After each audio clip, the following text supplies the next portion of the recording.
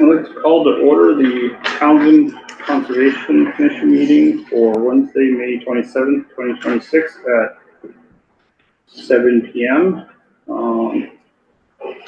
Excuse me, could you please turn your video on, please? Yep, sorry, Harley.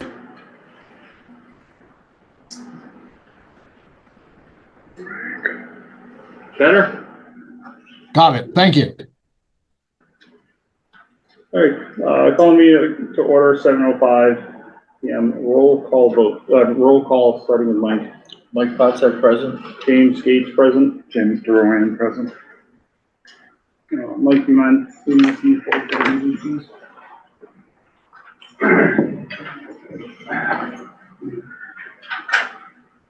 I pledge allegiance to the flag of the United States of America and to the republic for which it stands, one nation, under God, indivisible, with liberty and justice for all.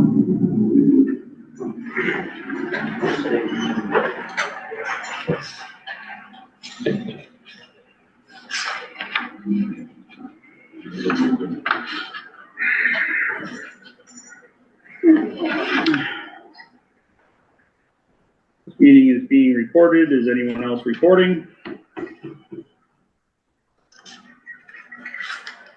I know there's something.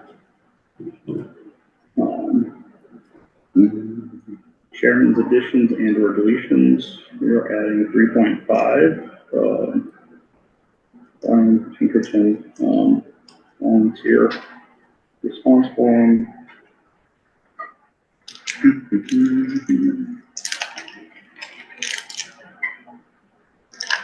You weren't able to get sworn in this week? No, they haven't. That's on the next select board meeting.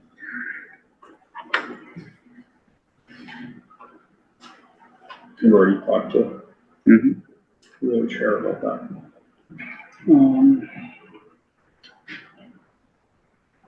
Chair report. Investigated a report of some stump grinding down on 72 Main Street at the Reed Homestead, and it was found unfounded. And there were several reports of it. One from one of our own commissioners, Sandra, and again, nothing had been done. So I slightly disappointed at the actions of some people. Did it say specifically somebody saw somebody stump grinding? Because if it was more than one person. Oh, here we go. Catch your breath, say it again louder, please, because I know Colby won't be able to hear it, or anyone else probably can't. Me? Yes, please. Oh, Sandra Lord, 709. And I said, pardon me.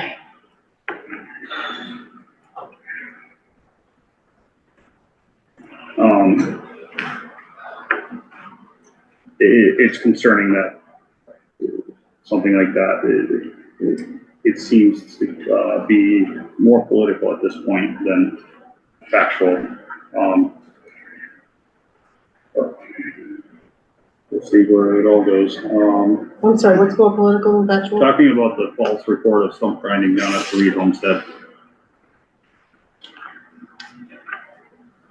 It was false? Yeah. Did you go and look? No, I talked to Colby about it. Then He looked. you can't do that. He looked. I asked him about he it. looked at it and there was nothing there. Okay. But you can't. If you get a report like that, you have to really go notify me, but also put eyes on it. We call it putting eyes on it. You have to go look. Because I thought you couldn't go look at something unless you had official permission by the. It's the Reed Homestead. Property. It's just as much a public piece of property in town than the common. Okay. But you can drive by and look. Well, some of the stumps weren't. You can see some of the stumps from the sidewalk. Some of it, Yeah. not. Some of what? The stumps from the sidewalk, you can see them. Some, not The all. stump grinding? No, you the can see, stumps. you can see the stumps from the sidewalk and determine whether or not they had been ground or not. Yeah. So you don't, I mean, if there's a question about actually going on the land, you can see from the If sidewalk. it's, But I could, I went on the land to check I it did out. 2 days in a row this week. Yeah, Well, I just read somewhere that you can't, What? you're supposed to go, well, I was looking at the handbook. That's So- why, Yes, but this is also an ongoing issue with that property. We're allowed access to it. okay, because Um, it said something about, but I didn't get a phone call about it. And Colby, you only work part, or half day on Friday, if you even have hours left. I don't generally work on Friday. So, okay. I'm still learning everything, no, so but please Sandra, excuse this me. is a big thing though. Like, there's an ongoing, not even, it's not an enforcement at this point, but there's an ongoing issue down there. Right, And claims were made of additional work being done that hadn't been done. okay, That's a problem. okay, okay,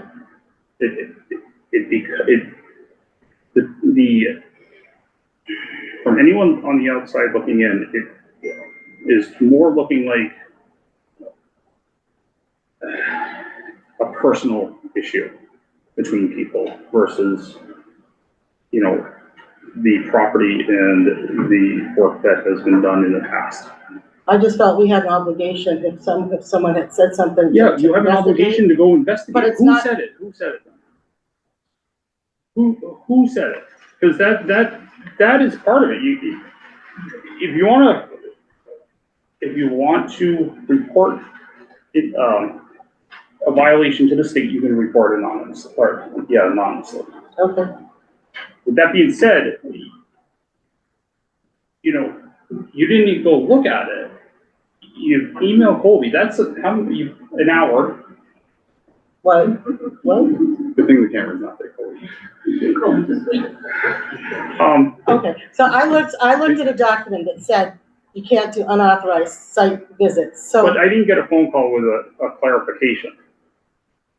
Like, why wouldn't, you could have called me. Find your phone number, I didn't save it. That's a problem, so I need to get your phone number again. I know you know people who have my phone number. I never even thought about that. This is becoming, It's nothing personal on my part, I was just I trying to understand follow that, and up something. that's what I'm concerned with, is that you're being used as someone to deploy tactics. I would hope not, well, you reported false information. that was not my intent, I was trying to get this investigated. Well, I hate to use the word investigate, I mean, try and find out more about this.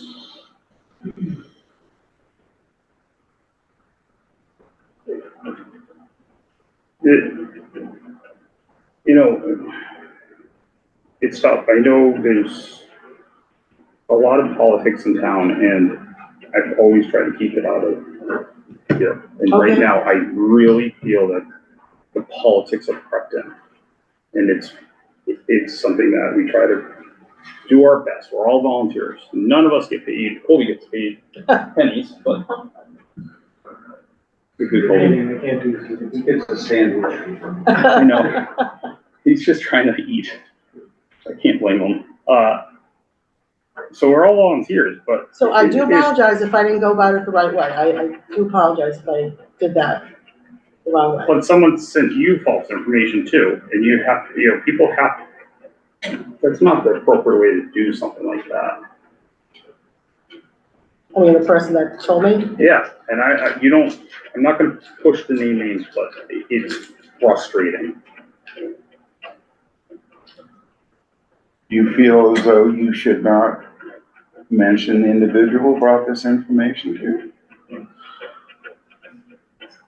If there's a reluctance, there must be a reason behind the reluctance. well, I feel that if someone tells you something and they don't want their name to be known, no matter where it is, I guess it's called like a whistleblower. So I honestly, I hate to name someone's name, like, you know what I'm saying? It's a whistleblower if it's factual.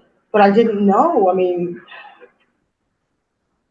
I thought it was factual. You went down there. Did you see any stump grinding? Mhm. Colby, you went down there and took a look at it after you received a voicemail from Mary Jane yesterday, I didn't see any ground stumps, but after you received a voicemail though, and the phone call. the email. Who did you receive the voicemail and the phone call from? I don't think there's a point of this, is it? Mary See, Jane. I kind of thought, I feel the same way because, But when it becomes political, it becomes a witch hunt, it needs to be known, because that's what it's coming down to. We're tying up town resources that we can't afford to tie up. well, it's certainly not my intent. I'm trying to do the best I can. I want to do a good job, do due diligence, and that's all I'm And I trying to believe do. you. I don't want to see you be taken advantage of in that regard, though, I appreciate that. because that's not fair to you.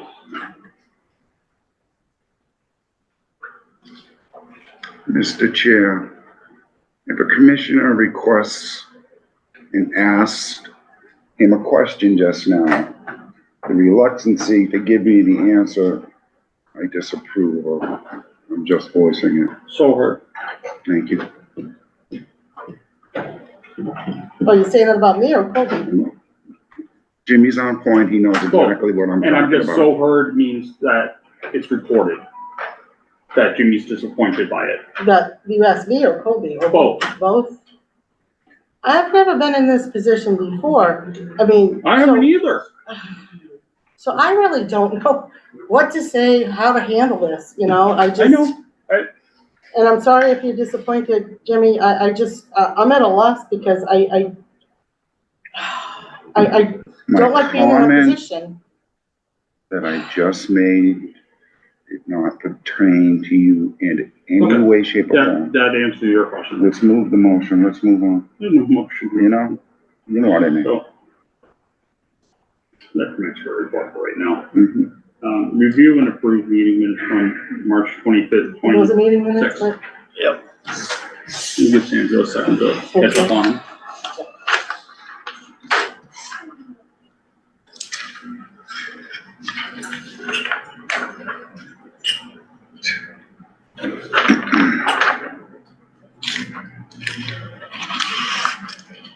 oh, yeah, my name wasn't on this one,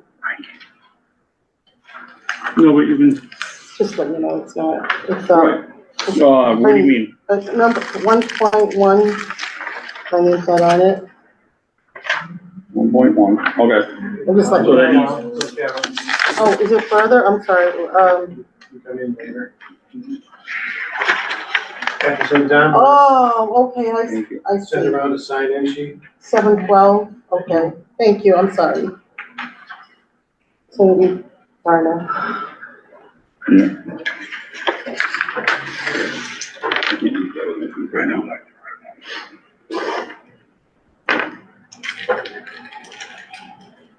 Let us know when you're ready, Sandra, no rush.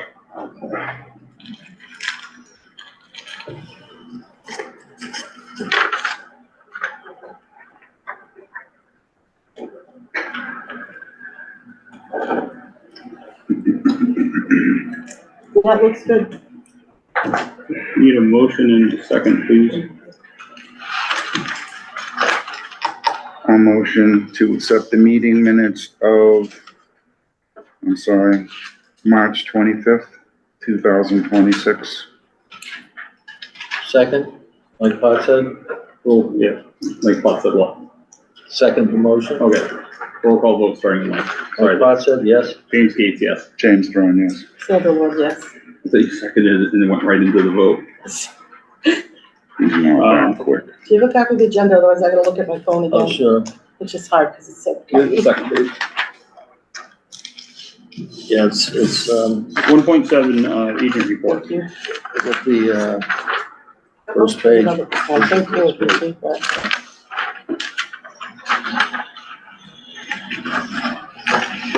Whenever you're ready, Colby.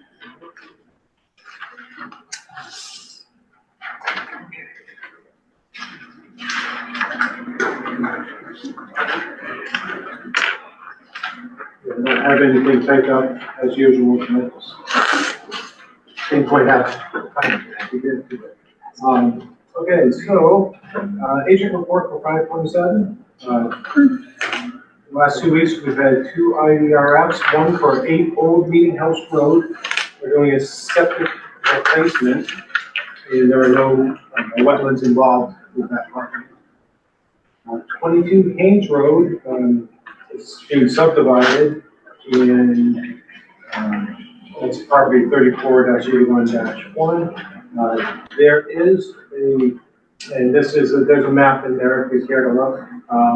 There are wetlands on that property, but the proposed work is outside the buffer. So when you say they're subdividing it, are they building a house? Yes. Thank you. So it's one house lot becoming 2 house lots.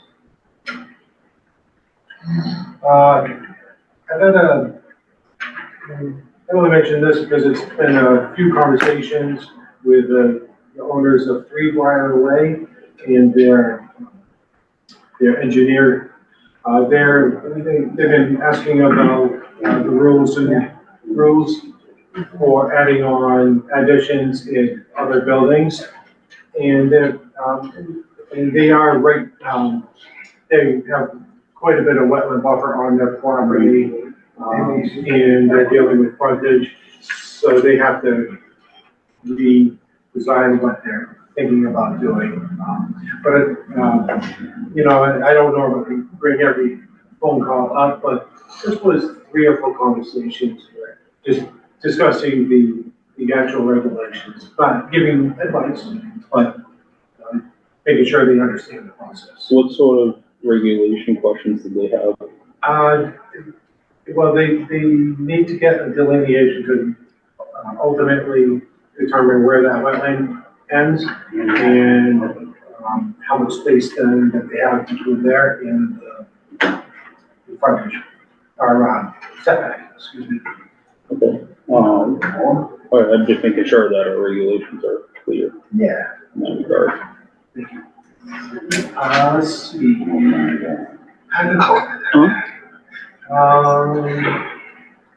Okay, so, it is beaver season. There's been a lot of beaver activity. I've had now several phone calls, including, a couple people, probably about the same one on, same couple culverts on Warren Road. But ultimately, the DPW, the highway department, responded to that call. And They will. they cleared out the culvert. And, yeah, that was the problem. I also responded to a beaver dam that was backing up on West Meadow Road, Zero property. That is a farm right along Rock Brook, and that is an ongoing process. There was backing up onto agricultural property.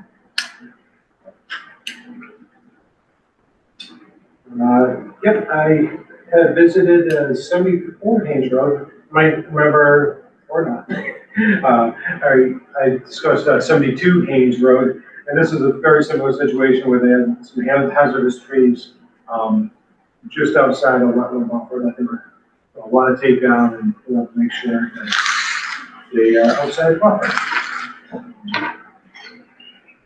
I've also been spending quite a bit of time on stormwater permits. I really don't. Not our jurisdiction. Covered Conservation Commission and James's opinion.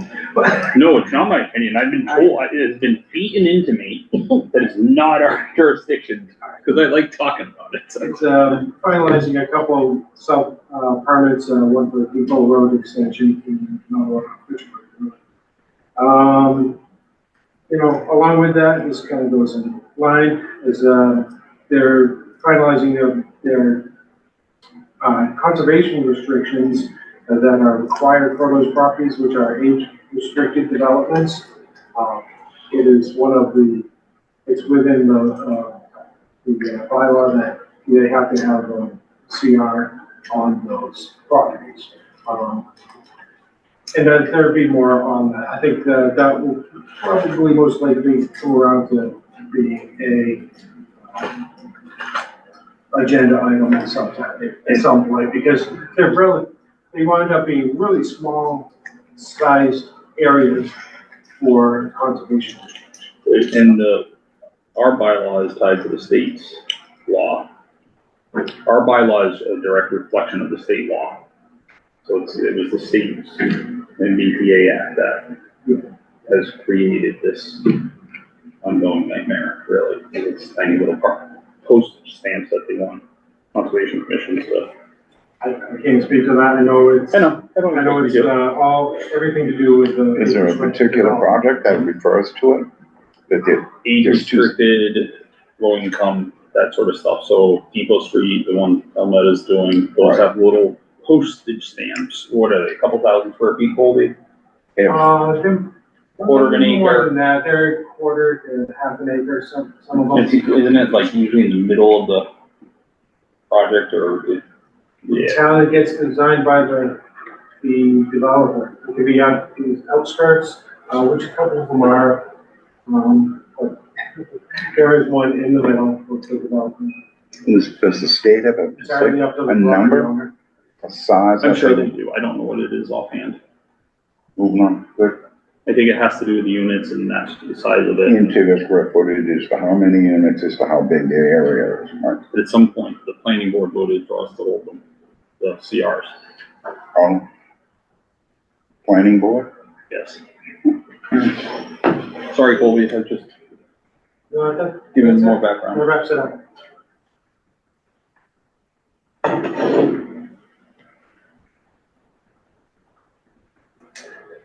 Just recently?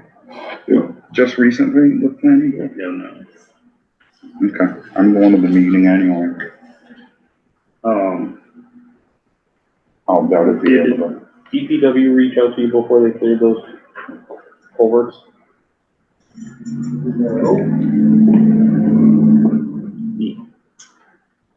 I didn't hear that, but No, the DPW did not reach out prior to clearing the culverts of the. Next question is, have they applied for a permit to trap them? No. Okay.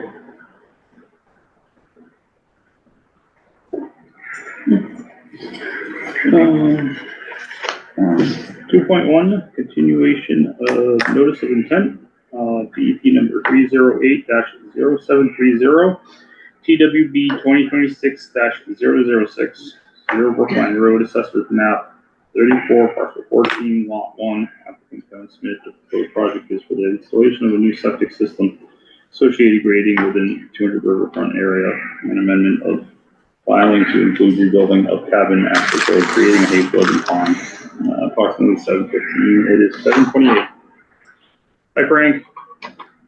Good evening. I apologize I can't be there, but I had a previous commitment that ended right around 7. So Zoom has to work for tonight.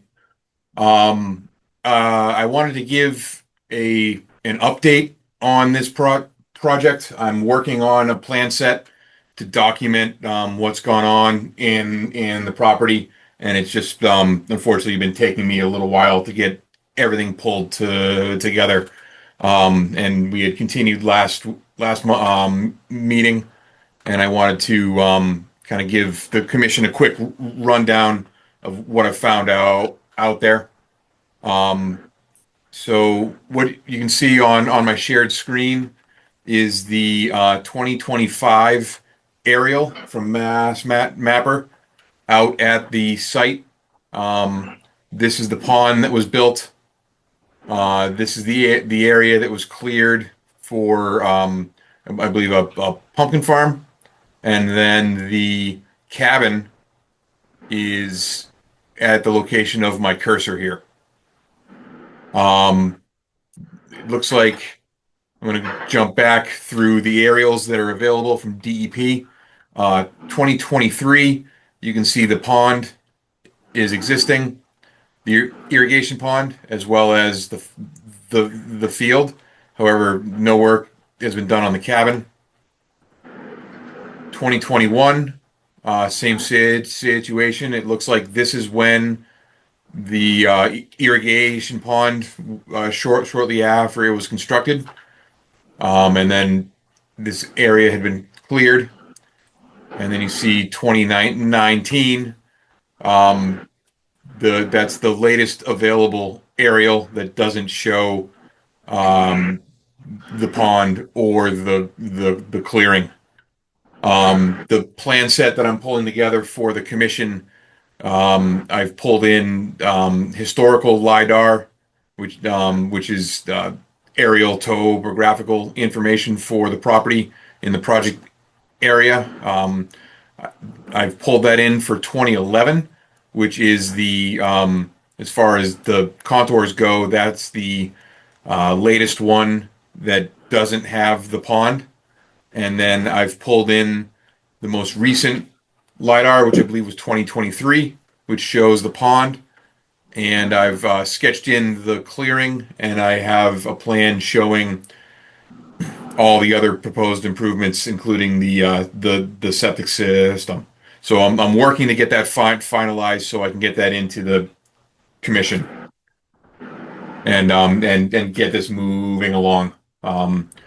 We have wetland delineation out on site of there's a rather large kind of wet area in here, as well as You got it. I wanted to see where the delineation was being.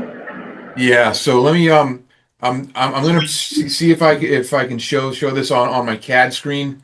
It has been temperamental, which is part of the reason why you don't have a drawing yet, is because it keeps dying on me. So fingers crossed that I'll be able to at least share it tonight. But so this is the 2011 contours. This is the wetland that we have flagged. There's some other wet associated with the perennial stream along the southern end of the property, as well as here, and then a small pocket of wetland here. I'm going to jump to more recent LiDAR, which you can see the pond, the cleared area, the location of the cabin. So this is kind of conditions before they build the septic system. And finally, this plan is going to show, again, the cleared area, the location of the septic system, the constructed cabin, farm pond, kind of all the improvements out there, including the road that was cut in down to the property to the south. I did want to show on this plan all the existing logging roads that were there as far back as I can see on the aerials. So to show kind of how that lined up with how they were accessing the site now. And I'm just trying to build as much information as I can to provide the commission.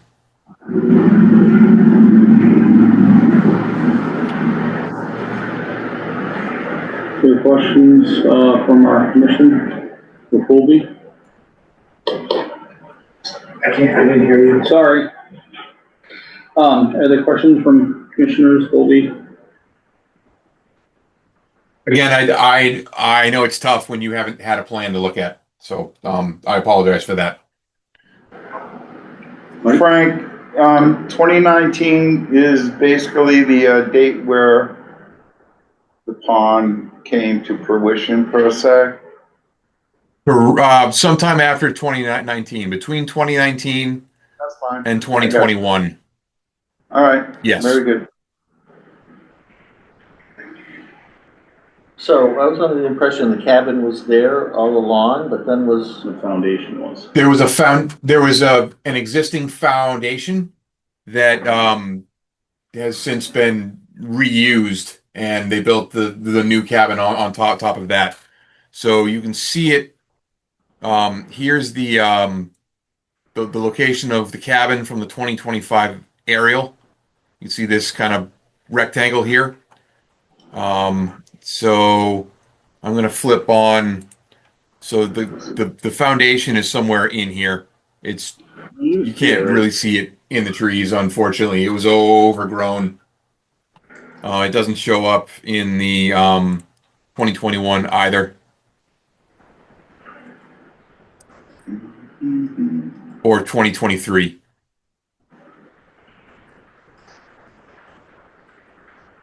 But there was an existing stone foundation. The story, or what I've heard about that was it was built a long time ago as somewhere for apparently for people watching livestock to camp out there in the field well back before this was forested in this manner. But I haven't dug into historical aerials yet.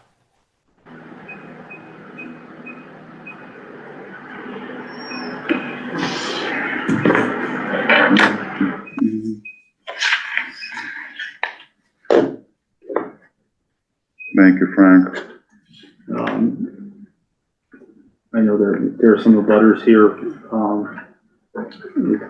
questions. You want me to lead the way here, or do you want me to come in after, everyone?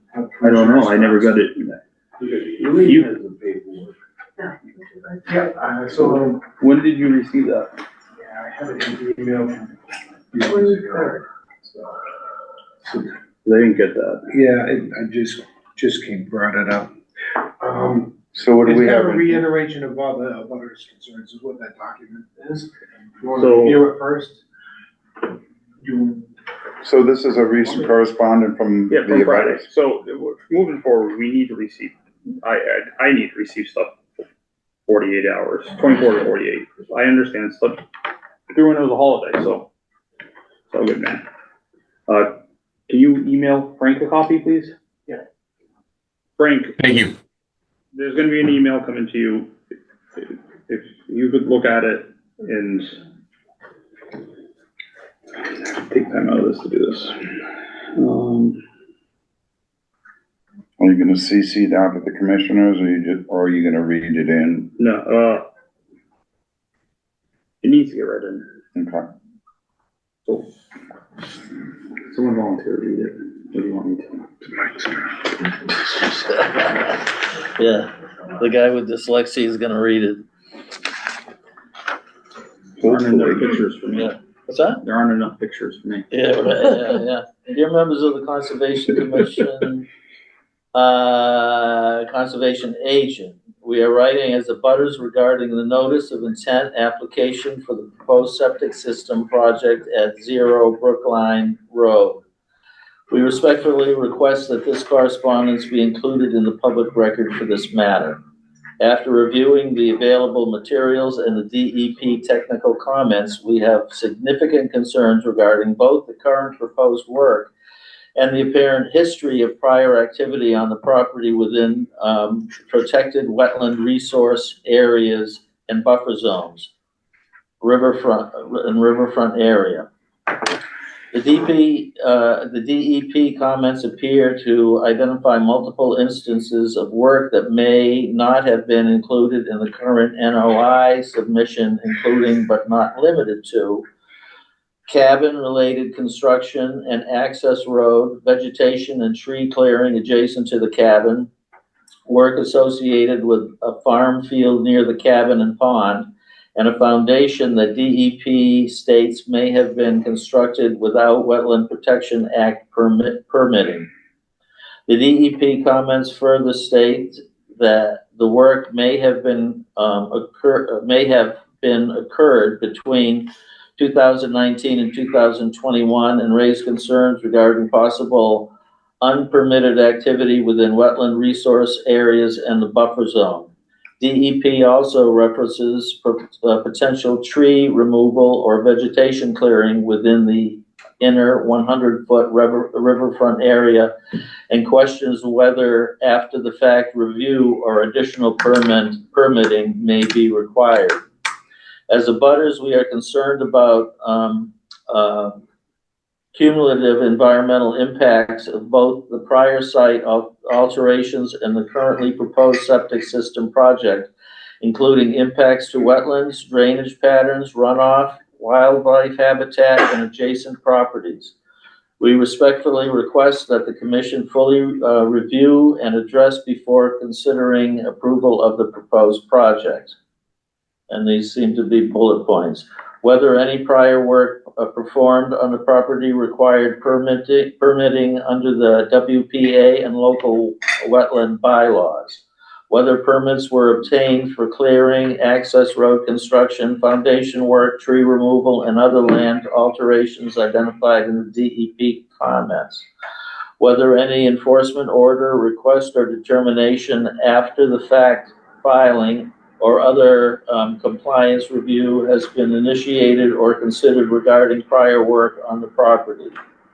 Whether the applicant has provided sufficient documentation establishing that any claimed pre-existing cabin or foundation lawfully existed prior to the work referenced by DEP.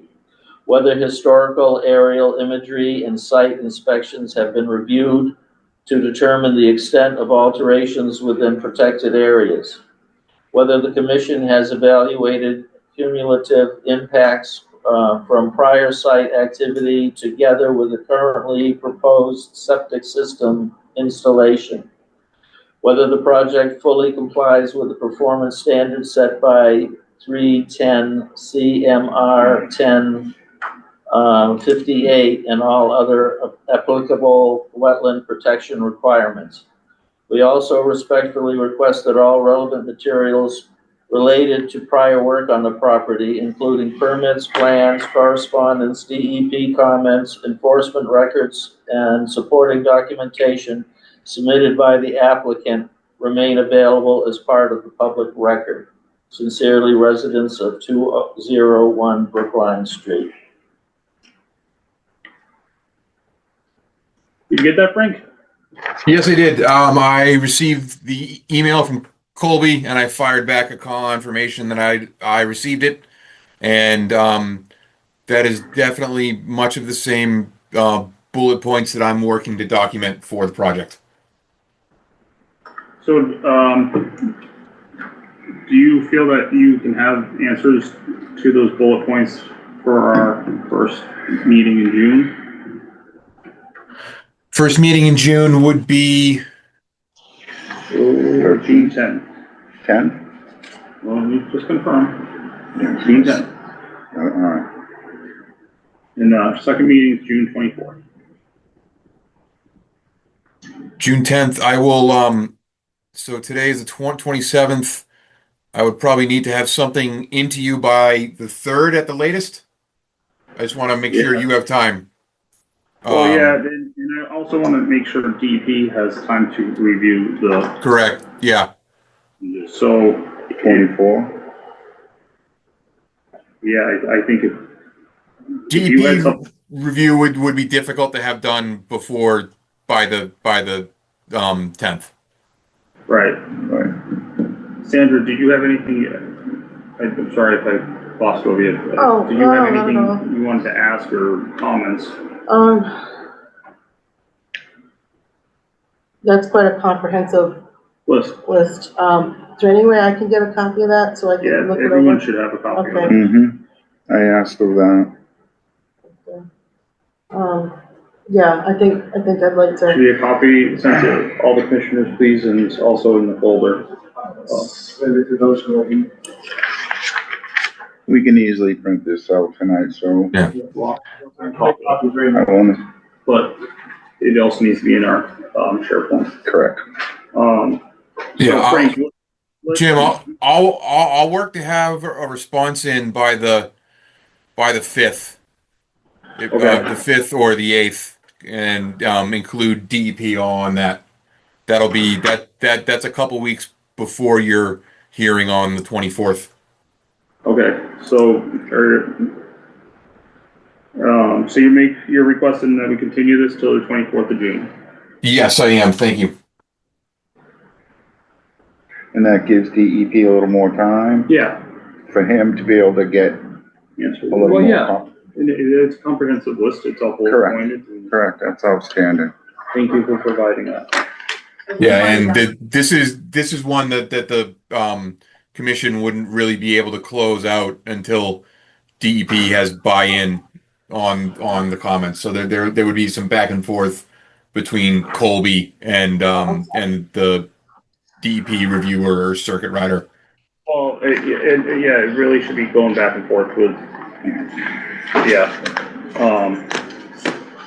as a whole with the commission too, so yeah. Alright, so is there a motion to continue this hearing to, or? I have just one quick question. Yes. Lauren, you put this together? Yeah. Okay, thank you. I'd like to second it. I didn't do it, Oh, I'm sorry. I'm hoping someone wanna make it. I can't always be the guy. Okay, so a motion to continue the hearing of notice of intent, just NOI DEP number 308-0730, TWB 2026-006. Good enough? I Second? second the motion. Like I said, yes. June 20, okay. You said the date? June 24th? No, it's till June 24th. Yes. Sandra seconded. Roll call vote, starting with Mike. Mike Potts said yes. James Gates, yes. James Duran, yes. Sandra Lord, yes. Thank you, Frank. I know. I got a question. Yes. James. Where's Zero Brookline Road? What? Where is Zero Brookline Road? So it's, Colby might be able to explain this better than I can. And who's paying taxes on that? Okay, I don't know. It's beyond your pay grade? I don't know. The numbers, it's basic. I don't know. Colby, you might be able to explain it briefly. Parcel ID, which is 3814-1. Taxes, you can ask the We assessor. looked it up, it was the gazebo. Oh, wow. Would that be because of the Dunlap? There are many zero Brookline roads, unfortunately. That just happens to be the address of this parcel. It's between, if you're on Brookline Road, it's between 175 and 201 Brookline Road. It's That's also it's behind, let's say 198. It's to the west of 198 North End Road. So it's kind of a backland parcel. It does have it has some frontage on Brookline Road, but it's essentially a backland parcel. But he does have frontage on Brookline Road, which would probably generate that. Which is why it's zero Brookline Road and not zero North End. Correct. See, gotcha. You did. Oh, I like your questions. That'd be great. Yeah, next time you gotta say your name. Next time you have to say your name and your address, please. Maureen Sullivan, 201 Brookline Street, Townsend, Mass.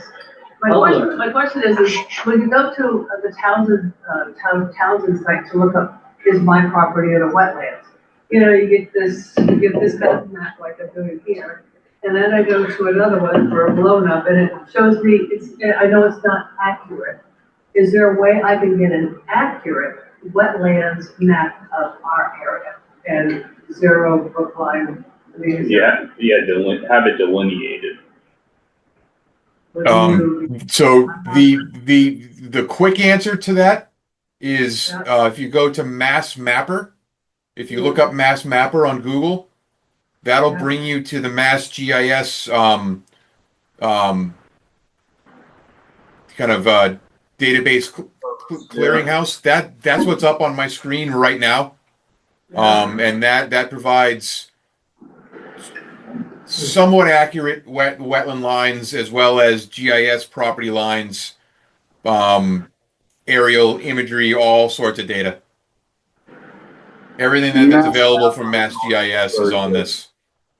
So if I may ask, what's now showing up there, I guess the brown or whatever, that's wetlands, is that kind of showing there? So this layer that I just brought up is the Mass DEP detailed wetlands that the state has located. So I'm just going to kind of toggle that so it flashes a little bit. Yep. What that doesn't have is finite detail. Like we have a wetland in this area, and there's some wetland down here that continues up into this complex of wetland. So it's not everything, but it's a good indicator. But the commission is correct. The only way to do it to know 100% is to have a delineation done. Delineation. Thank you.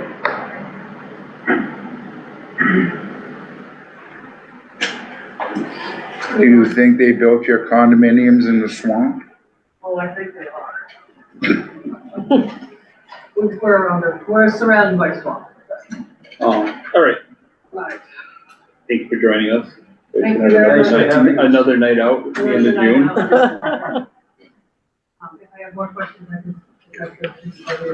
If you don't mind including myself, my email's from the please, or just the conservation email in Colby, then I'll see you. All right, thank you. Thank you. Thanks very much. We should clean up our table. We have guests. Thank you, ladies and gentlemen. Thank you. Thank you. Okay, this is the extra for the, Thank you. You got one, Mike? Yes, I do, yep. Yep. Got it. Oh, we're running out of ink. uh-oh. Paper's pretty thin too. Should have something printed on the back. We're wasting money here.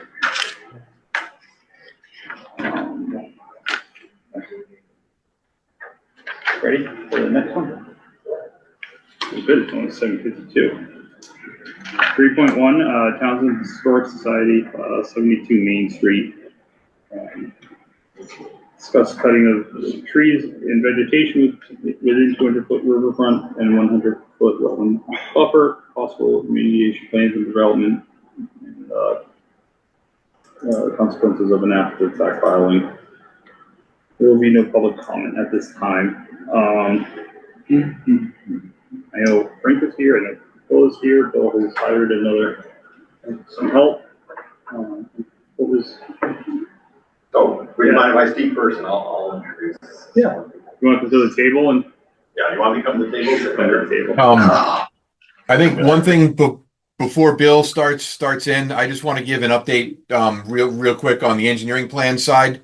I have been working with the attorney for H&V to get kind of a license to do work on their property.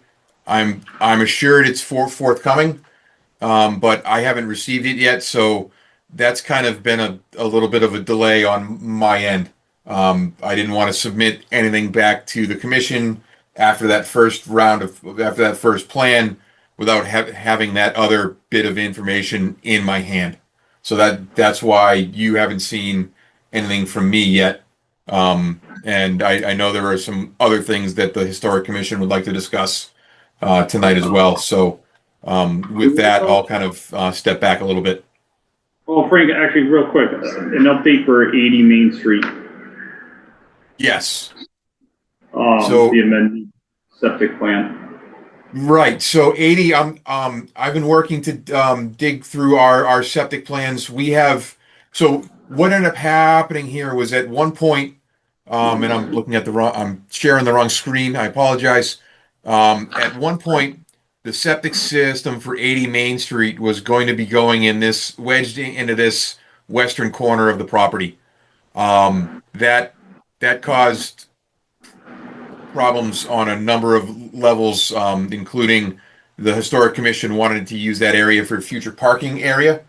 And because of the elevation of the septic system, that wouldn't be feasible at all.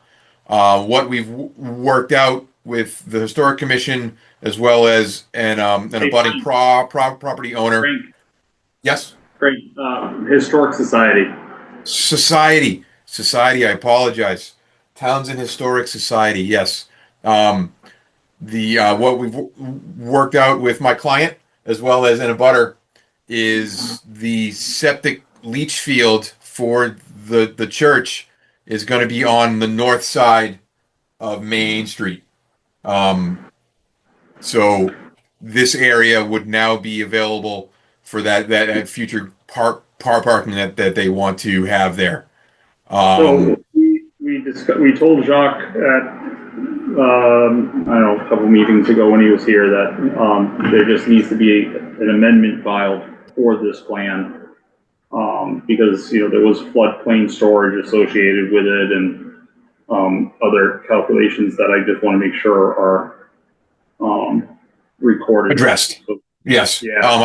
I was digging through our file for this property, just trying to find the right plan that to amend to send back to the commission. So I'm working on digging that out, and I hope to have something for you for that next meeting. And this refers to the septic going across the street. just the update of the church. Correct. And then- So the everything basically we're pulling work out of your jurisdiction. So that leach field is now gone. Right, but, you know, one of the things we told Jacques was, and I really need to back off from talking about 80 Main Street too much because it's not on our agenda, it's 72. That's true. But, you know, the tree cutting associated with 80 Main Street should be addressed in the amended plan. Understood. And I do need to get back out with Colby to make sure that my numbers and his numbers match as far as what got cut down, because my plan had been based on my notes, and I think he had some additional trees. So I need to make sure that what I have matches what he has. So I'm going to be setting up a time to meet with him. I meant to do that earlier, Colby, but the weeks are getting away from me, unfortunately. So they've got to go out and do another stump count? Because they couldn't. No, I missed count some of them too. Took me 2 tries. I had less than what Colby had, Jim. So I need to make sure that my numbers match Colby's. Yep. No, so I had the same. So now we're talking about 72 Main. 72, yes. So I had a similar encounter where I went out yesterday, looked at them, and I had missed several of them. So in the numbers that Colby had with the map that he drew match, but And we did have some stumps that were cut that were not next to the Reed house. Wally had just topped 2 of them, but they were old stumps from. Okay, that's what I was wondering. Yes, I had pointed them out to Colby, so we were aware of them. Okay. And there are some that are outside the 100 foot as well. Okay. The one at the Right next right here to where the my building. cursor is, that one bordering. It's like 92 feet from the water. Not from the wetlands. I didn't go, but I wasn't going to go get covered in ticks either. So. Okay, Frank, or Bill, or Yeah, please, Bill and his anyone else there, please, I think step in at this time so we can. let you have the floor. Okay. You're ready.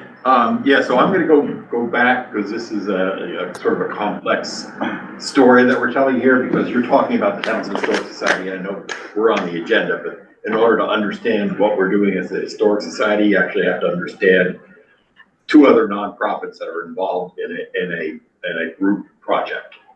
So one of them is Quantico Greenways, which owns the MBTA, which controls the MBTA lease, so owns a lot of that property back there. The other one is Shlamia. Shlamia is Lightfoot's nonprofit, Indigenous Landscapes, is that correct? Indigenous Landscape Initiative. Initiative. Okay, and we have been working with Shlamia for over a year now as Quantico Greenways. That was the original partnership, was just those two nonprofits, not the Historic Society. And she approached us with some very interesting ideas about restoring native plants, removing invasives, and then doing it in a way that is also informed by indigenous knowledge. And I'm going to have her talk about our plans in a minute, but I just wanted to give you a reason why she's talking about it at this meeting. So originally we had a thought that she would do a bunch of work on the rail trail land, which is along Harbor Pond there. That was our first target, and indeed, that project was underway. And from the point of view of the Historic Society, we got involved because we got into the issue with the trees being removed.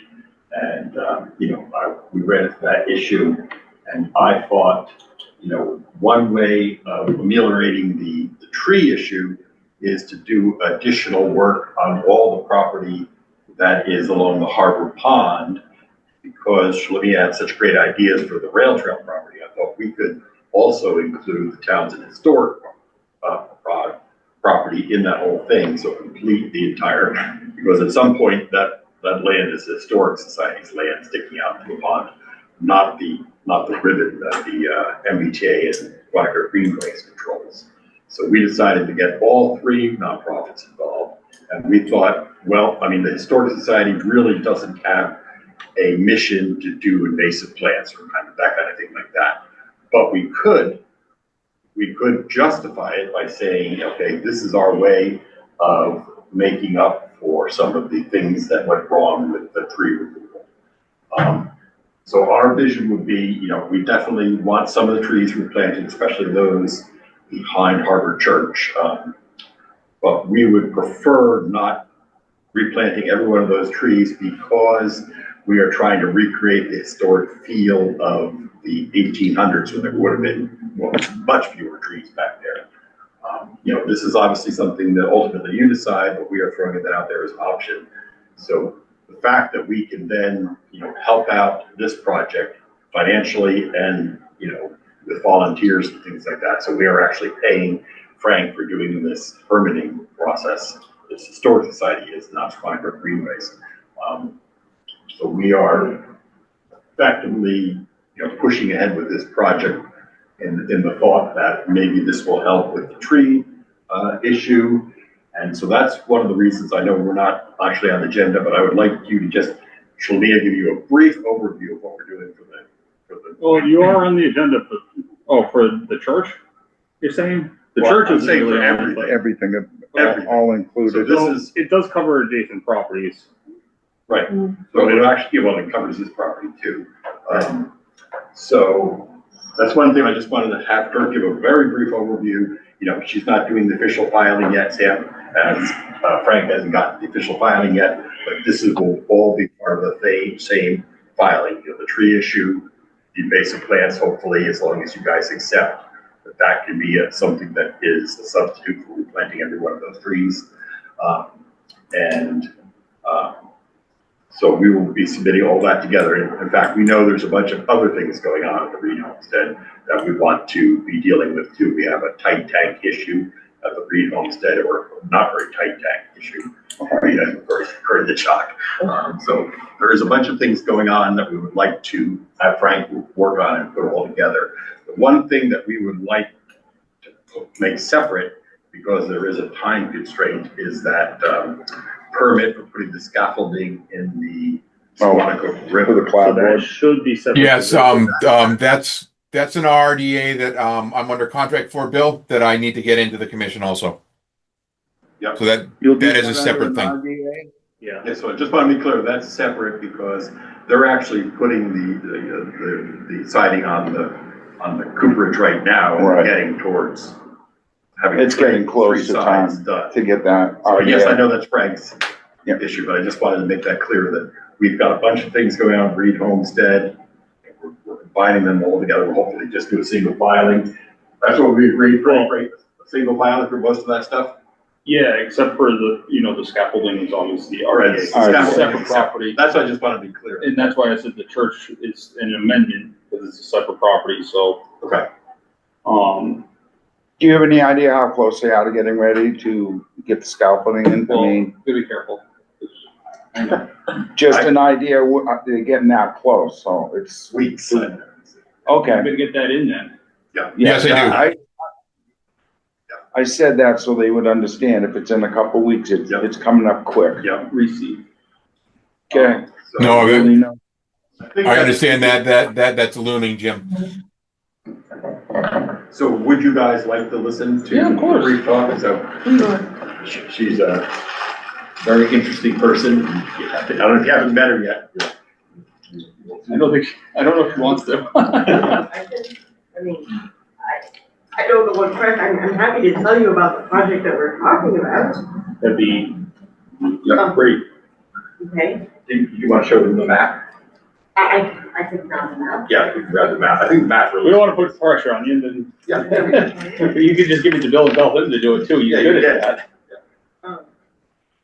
So I started, I guess about a year and a half ago, I was connected with Bill and the, Squanico Greenways, and we talked about, so the Indigenous Landscape Initiative, we call it Inland for short, and we're a very brand new organization, and the mission is to work with non-native and also native communities, so communities of people who are Native American and non-Native American, to bring in Native American land stewardship practices and approaches back to land of the region for the land's health, for the communities involved with the land, ultimately also for food, and connection and enjoyment for people.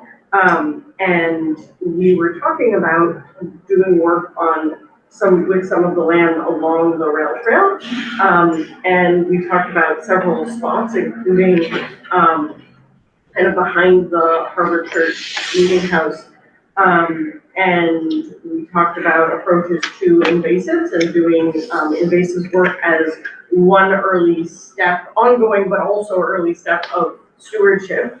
And so we kind of settled there, and we talked with the Historical Society is also involved because there was sort of behind the church. So we kind of all spoke together there about what that project would look like. And it's going to focus at first on addressing invasives in various ways. I can go into whatever types of details you want. And then I guess several months ago, we were walking, kind of looking at what the area was. And there was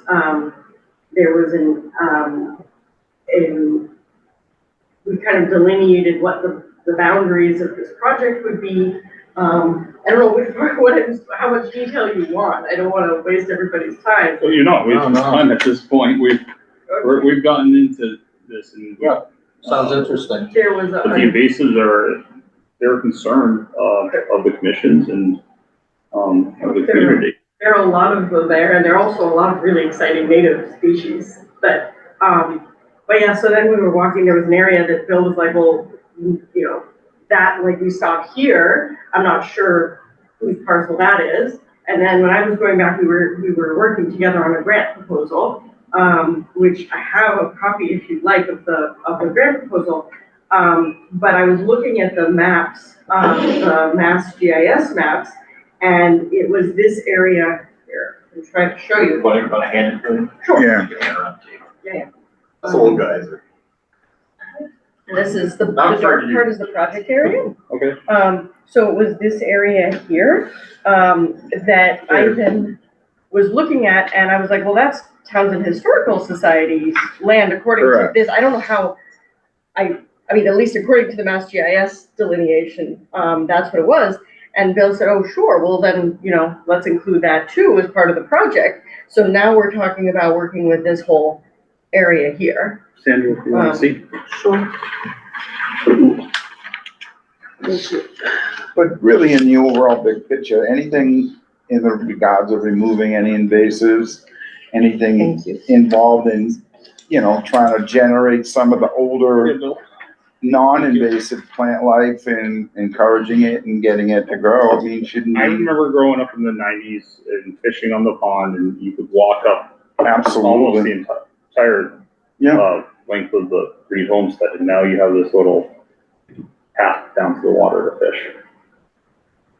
we have got a lot of invasives that, they are very aggressive and they have just taken over areas and drove. What's You know. fascinating is why, but that's not necessarily for today, but why they're excluding it now is a whole question. So one of the things that we like to learn is the trees that were cut down, in your opinion, because you obviously saw it, you've been working with them for over a year. Your professional opinion on, were those the right trees to take down, or is there a net benefit to those coming down? As of just a one question, but the extent of the invasive removals, your methods, and do you plan on starting and completing a section and then moving on once, something's been reestablished, or invasives removed and plants, natives, reestablished, or, I guess your method. Yeah. So I don't really even know which trees were removed and where exactly I was walking around there the other day and I noticed, some stumps in different places, but I have not really been brought in on that conversation. From the stumps that I noticed from where I just happened to be walking the other day, they were closer to the house than we would be working. So kind of not directly relevant. One of that, in terms of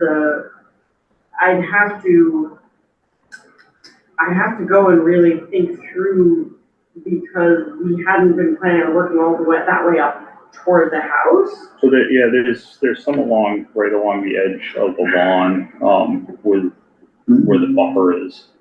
And I emailed myself pictures, but I found that a bunch of the stumps that are closer to the wetlands, they looked diseased or dead. Mike, you were able to look at it. What were your thoughts? There were 4 of them. Was it mini brook? And 3 of them, the evidence would indicate that they were either dead or dying. There were huge slabs of bark that were lying on the ground near 3 of them. One of them I wasn't quite sure, but 3 of them clearly showed that they were old, they were dying, if they were already dead.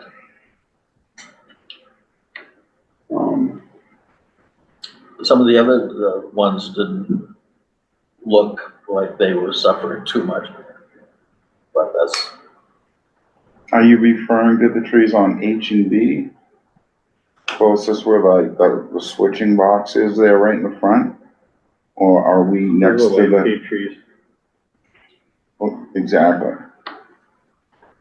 So. The Verizon box, the green box next to the road. Oh, I didn't notice that. You missed them like I did. I looked over and noticed stumps there that were relatively small, right? They were what were they? They were just arborvitaes. They were an ornamental, non-native to our area, really.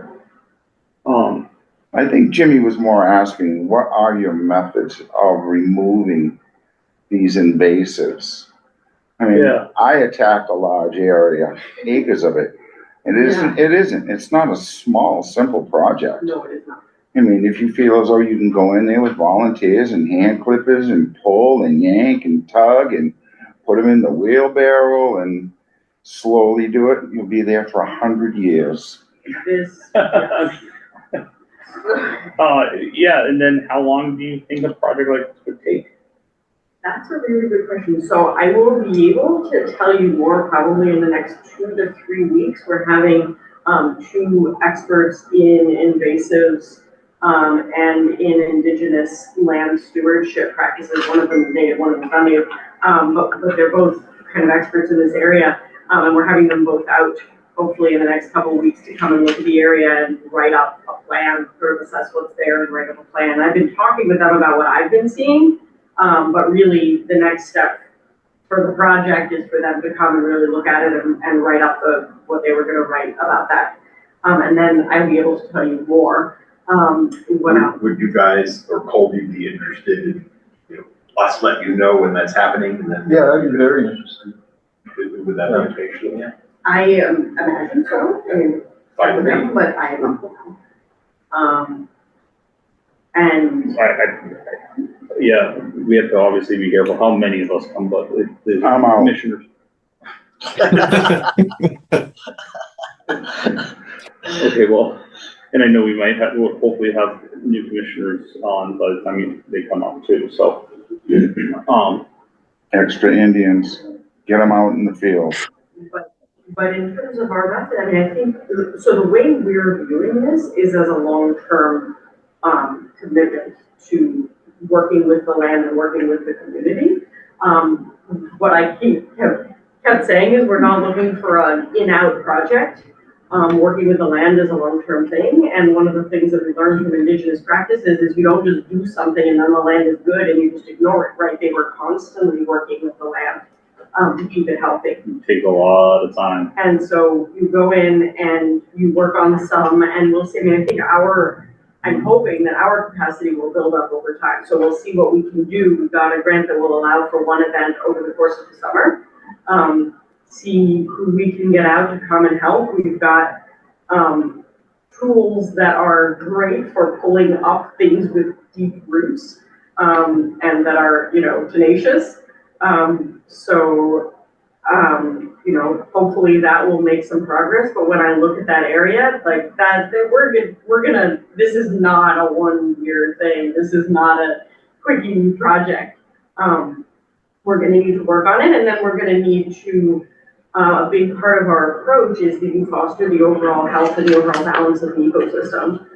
Because things become invasive when the health of the ecosystem declines or its diversity declines, and then the things that could become invasive, whether they're native or exotic, often exotic but not always, will then start to become invasive, right, when things are out of whack. The idea is at the same time to be planting in native species that are both kind of a diverse suite of species, hopefully, so that we can get some of that diversity back. Also to plant in some pretty aggressive species that will be, that won't in themselves become invasive, but can kind of hold their own. I've been watching, and I've talked with other researchers who watch kind of which native plants and exotic invasives can kind of be in battle with each other in a way that you can see the native ones kind of holding their own, and kind of do other things to kind of give those an edge in the site. So we're not talking about just going in and yanking, that's going to be part of it, but yanking and planting. Long-term management plan. Ultimately, part of what we want to do, which is absolutely central to indigenous stewardship, is prescribed fire. Is what? Prescribed fire. Mm-hmm.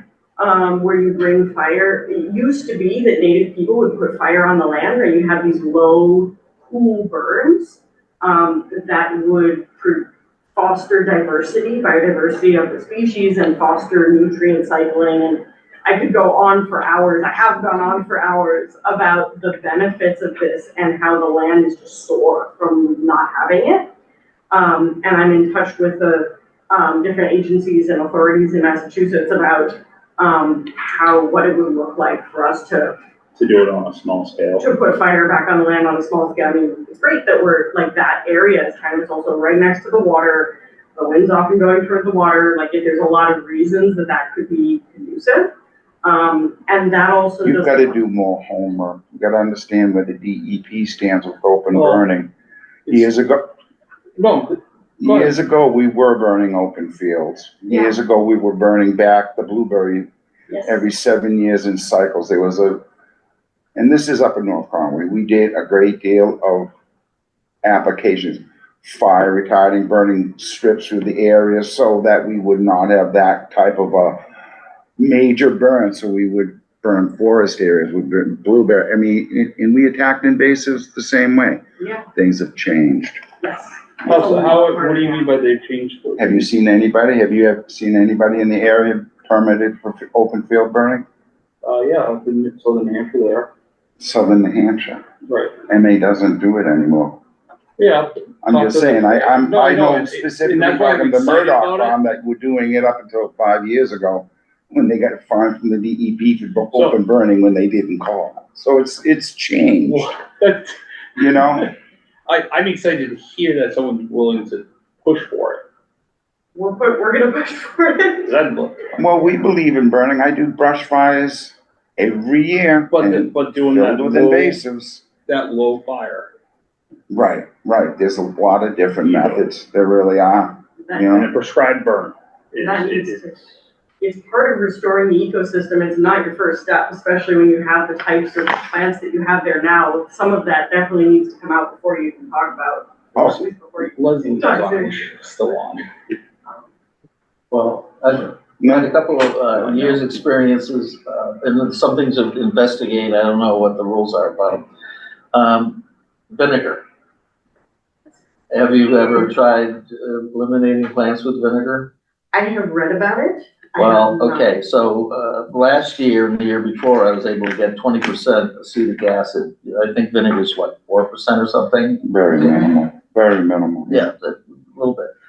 And so I had 20%, and you just put it in a spray bottle with a few drops of detergent, and it helps it to stick. And on a sunny day, very controlled, you know, you spray it on, and I'll be darned, it kind of worked. Okay, well, this year I was able to get, and you can get it at Lowe's, Home Depot, you can get 49%.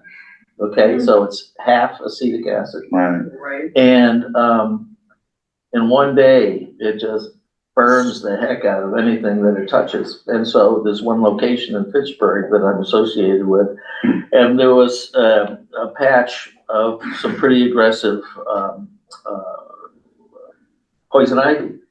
And this other guy who, and myself, who don't get poison ivy, we were able to rip up quite a few of the roots, but there was still some patches that were really pretty solid and pretty healthy. Sprayed them with this stuff, and a day later, they are toast. And so it's near water, but I don't know what the rules are about acetic acid near water, but it's vinegar. That's Yeah. something to look into. Oh, yeah, I it will was amazing. It will help with defoliation. One of the tricks is that then if you're not gonna yank it from the roots, you have to keep going back, which you can do. Yeah, yeah, Right, we go back a number of times over the season and just keep doing it. yeah. And it's so easy and it's so controlled. Right. Yeah. Right. That's a great lead. Thank you. What were some of the invasives that you observed on site? Bittersweet, the most prominent. Bittersweet, yeah, bittersweet is all over the place. Multiflora rose is Yeah. there. Barberry is there. Some, Oh yeah, and barberry they planted a lot of it too. Yeah, invasive honeysuckle is there.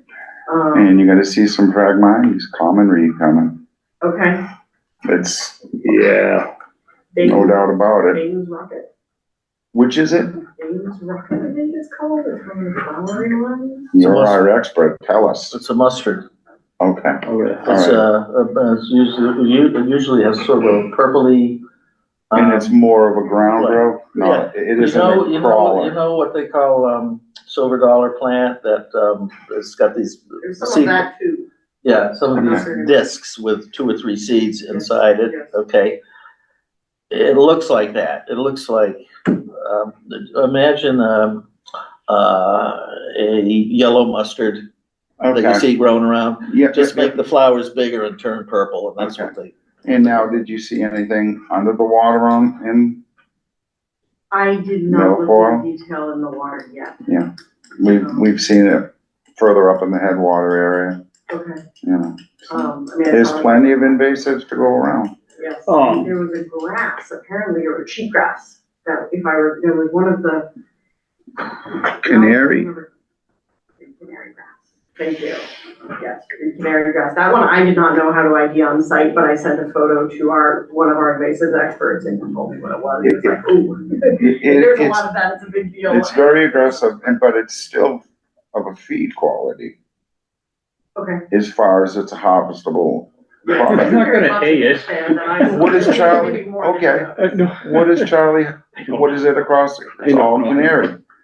It's all Yeah, canary. no, I just, You knew what I you meant. bring in the goats.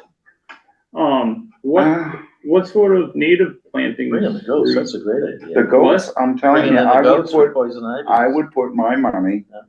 on control goat areas to deal with them, and I've seen some crazy success with the goats. I absolutely love the idea of bringing in goats.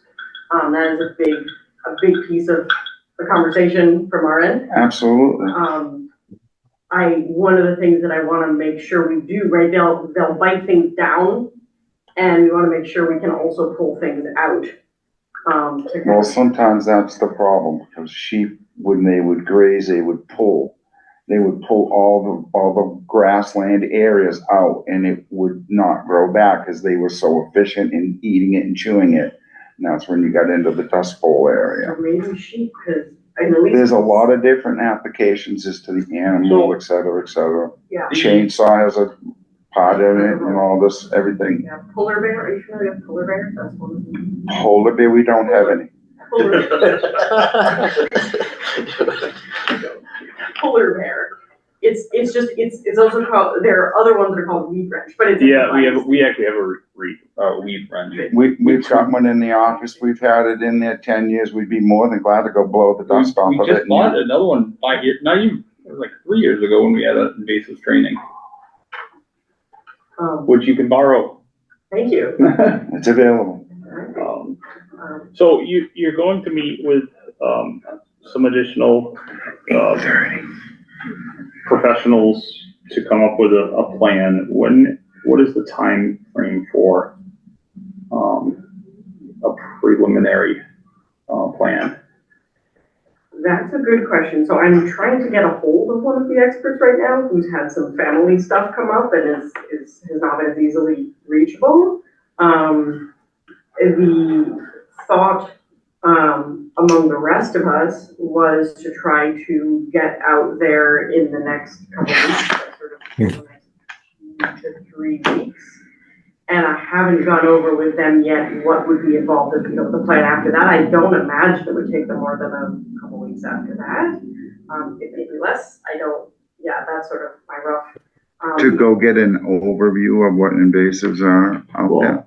Yeah, they gotta come up with plans probably for different areas, and I'm gonna bet that is, you're gonna have yearly objectives that you'll wanna try to meet or have goals.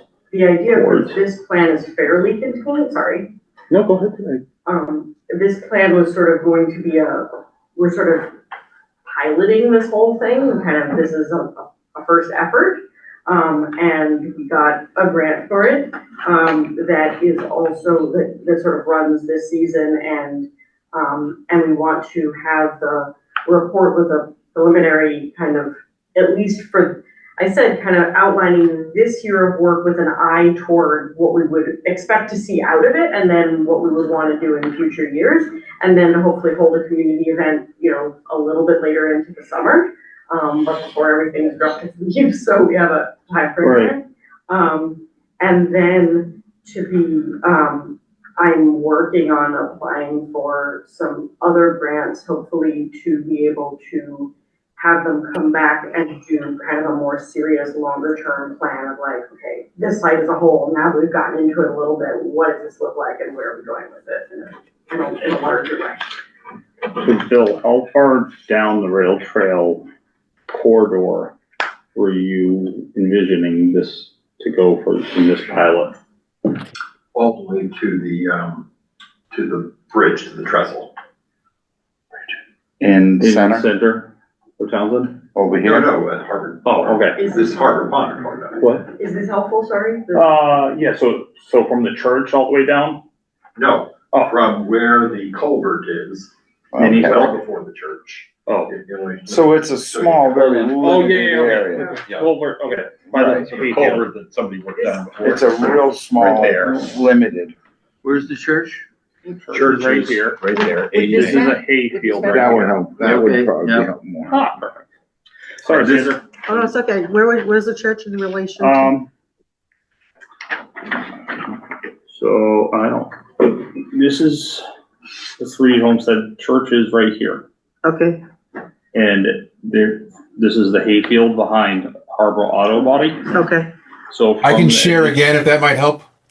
That'd be awesome, Frank. Actually, All right, 1 second. Let me pull that. Let me see if it'll let me.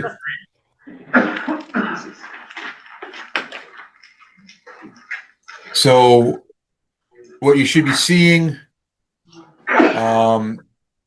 this where my cursor is right now is 80, is the Harbor Church.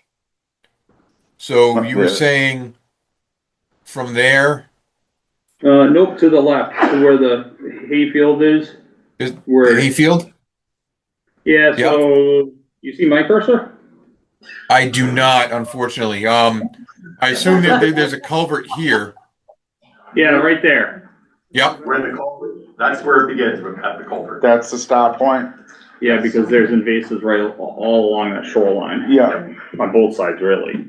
that's like when Mike and I went out and did that sidewalk. So from We cut there to the trees. east, to the trestle. From there east. So from this point, oh, nope, that's not identified. I didn't want to identify. This thing's killing me. All right. So from this back east. Nope. No, Other one. no. Not that culvert, the culvert, just to the west of the Harbor Church. It's not Minnie's Brook. No, it isn't.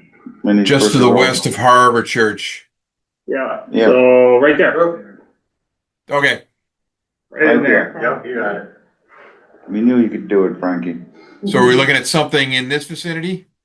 More, a touch more to the west, but we Okay. won't,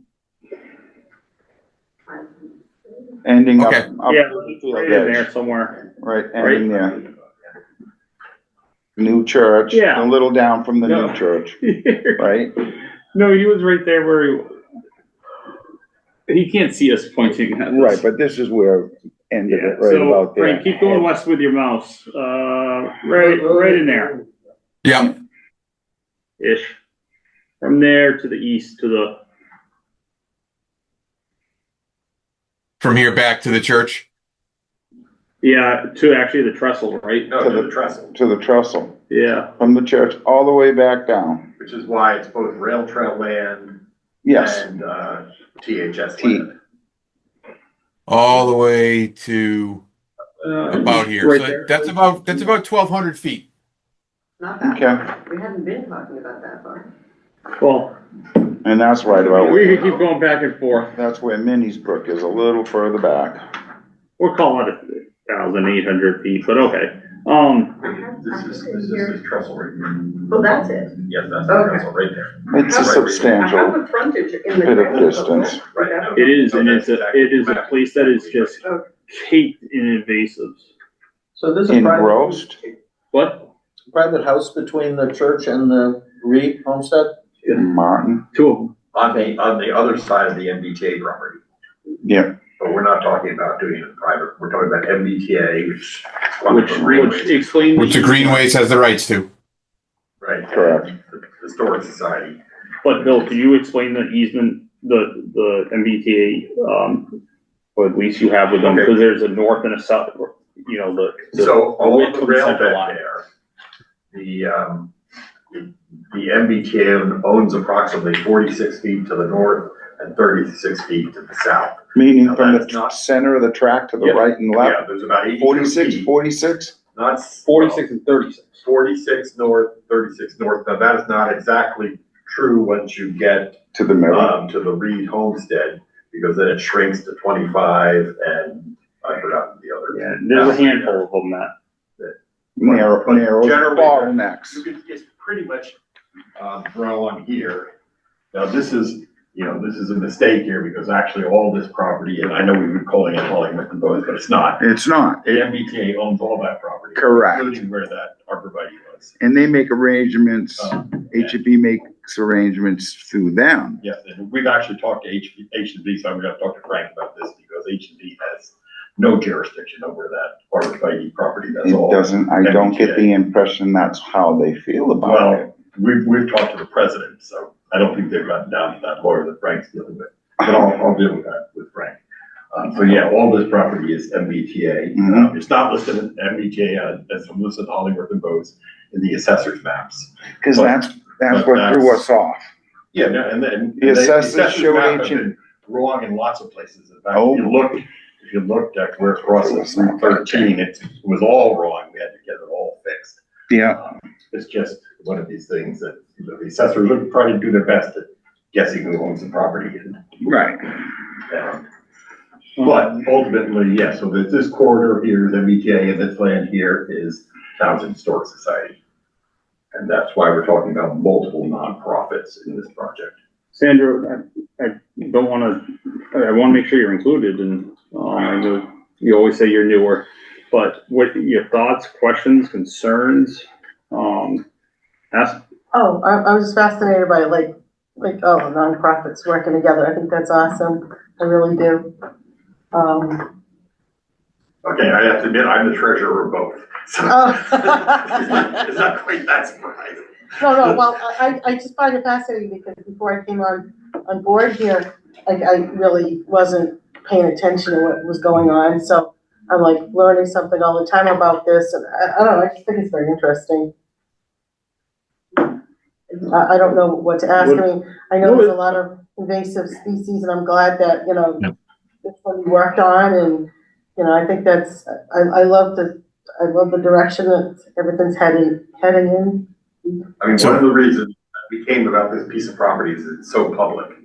This is a piece of property that people care about, that people have loved for generations. So I think it's gonna help, when we have these volunteer days, if we have both the THS volunteers and the Squanico Greenways Rail Trail volunteers come and help, both of them can be involved. That's why it's another nice thing about this particular piece of property as a starting point. It's just a very public, people will see what's going on. It's not hidden in the woods somewhere. There you go. And I think my biggest task with all these projects kind of all being in the same area is making sure that I have applications into the commission correctly. So Yeah. there's this invasive species work. There is work associated with 80 Main Street that I need to amend.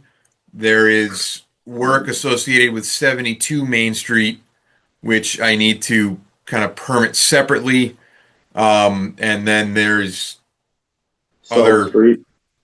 yeah, Yeah, the South Street RDAs, which are on my list for this week. Sorry, I'm sorry. So, but yeah, so that's more my popsicle headache is making sure that I get the appropriate applications to Townsend in a way that it makes sense to all of you. Good. Something you wanna add if you didn't lose it? Sorry, yeah, no, it's probably obvious, but I just wanted to be clear that we're not promising any particular results in any particular time frame, right? That we're engaging in the process and we'll be enthusiastically continuing the work, but I don't want to give the impression that, we're gonna address any particular problem within a time frame. We appreciate you noting that because we do have this issue of trees that were cut without proper permitting, that we have to navigate. And,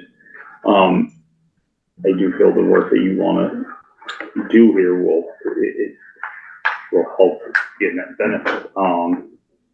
So it's a matter of coordinating it all and making sure that all the parties,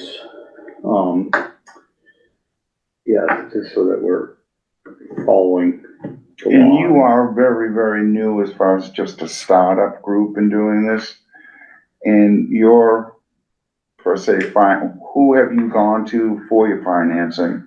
Department of Interior, Department of Agriculture, what particular branch are you working with for your grant funding? Right now, we are a very small and new nonprofit. Yeah, I understand that. I mean, we have very little budget. Don't scare her, please. No.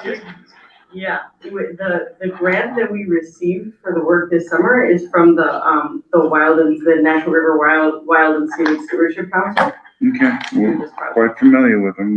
They've held up, so, okay, so I understand where the funding comes from. Very good. What experience, briefly, if you could give us just what your experience is, in your background, My own experience. yeah, or, Yeah. I don't want to say degrees, because, experience is its own thing, but, yeah. Yeah, so my college background is in ecology, biology with a focus in ecology. And I did work on sustainable forestry and different kinds of ecosystem, studying different kinds of ecosystems. And then my graduate work was actually in more sort of political science and policy oriented. And I did work on involvement of diverse stakeholders in environmental decision making. That was kind of my PhD research. And since sort of a number of years ago, I started to learn about how Indigenous peoples stewarded the land here, and felt very strongly that this is what we need to be doing, and that there need to be this is how the land wants to be cared for, it needs to be cared for, and sort of embarked on this project of reading a ton of papers and articles and books and talking with experts in any number of relevant fields, but that's kind of my own background. And then I'm as I said, I'm sort of connecting with other people with more direct expert experience in the on the ground pieces of this. Does that answer your question? It does. Okay. It does. You have a very impressive background. It takes a special type of person to want to go after the invasives in a delicate manner, especially when such a sensitive environment. So it's, I think it would be, I think we're moving in the right direction. I just want to, some sort of timeline so that we can keep things moving. And, I know nothing, as much as we try to do stuff in a meeting or two, it seems like lately we've had stuff continued. It's no one's fault. Yeah, so Bill, do you think this is something we come back to next meeting, end of June, beginning of July, with a better idea and plan and timeline?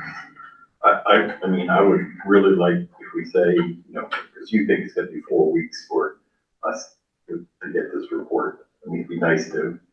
I don't know exactly. And I know Frank has other stuff. He can just continue it, but he's trying to say, what's our rough estimate for when? Yeah, and I know, schedule it. so you've got a septic tank issue down there too that has to get permitted, so I'm sure Frank needs to do, that part of the. That's not a septic, well. that's just the tight Tight tank, tank. not a new septic system, right? That's correct, he's just putting in a tight tank. But the invasive removal, the native plantings don't require the permitting because it's an exempt activity, but yeah, the complete package.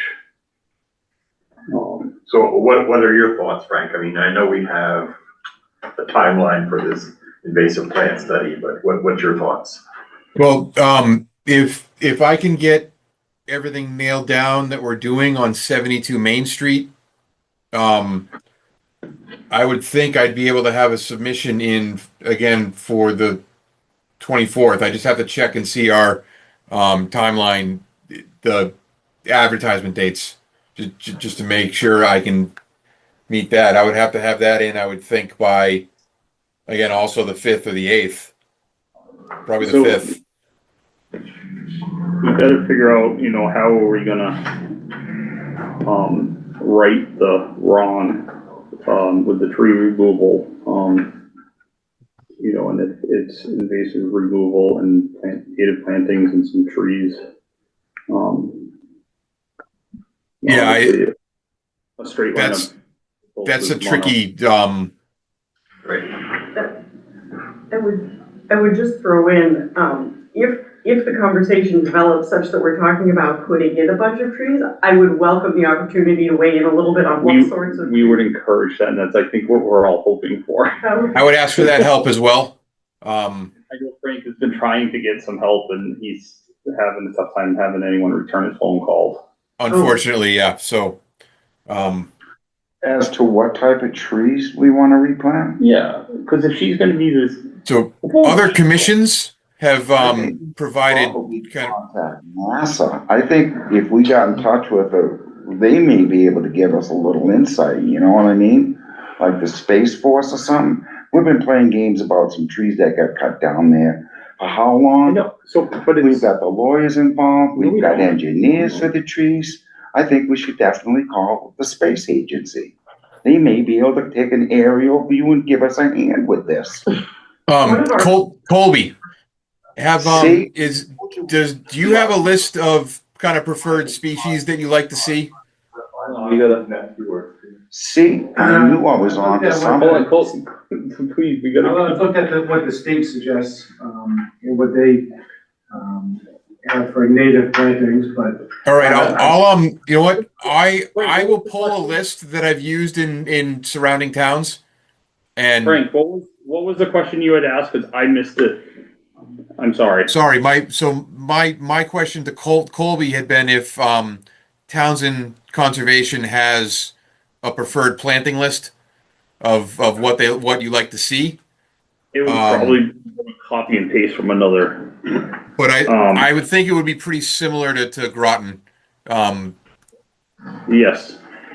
Yeah, so I'm going to start with a list that I've gotten from Charlotte at Groton Conservation, their agent, and I've got one from Shirley also, so I'll run with those. Well, I'll run that by the people helping us for the invasives, and I'll have a more comprehensive planting plan. Did you have something? I'm just trying to jump in on the permit for a minute.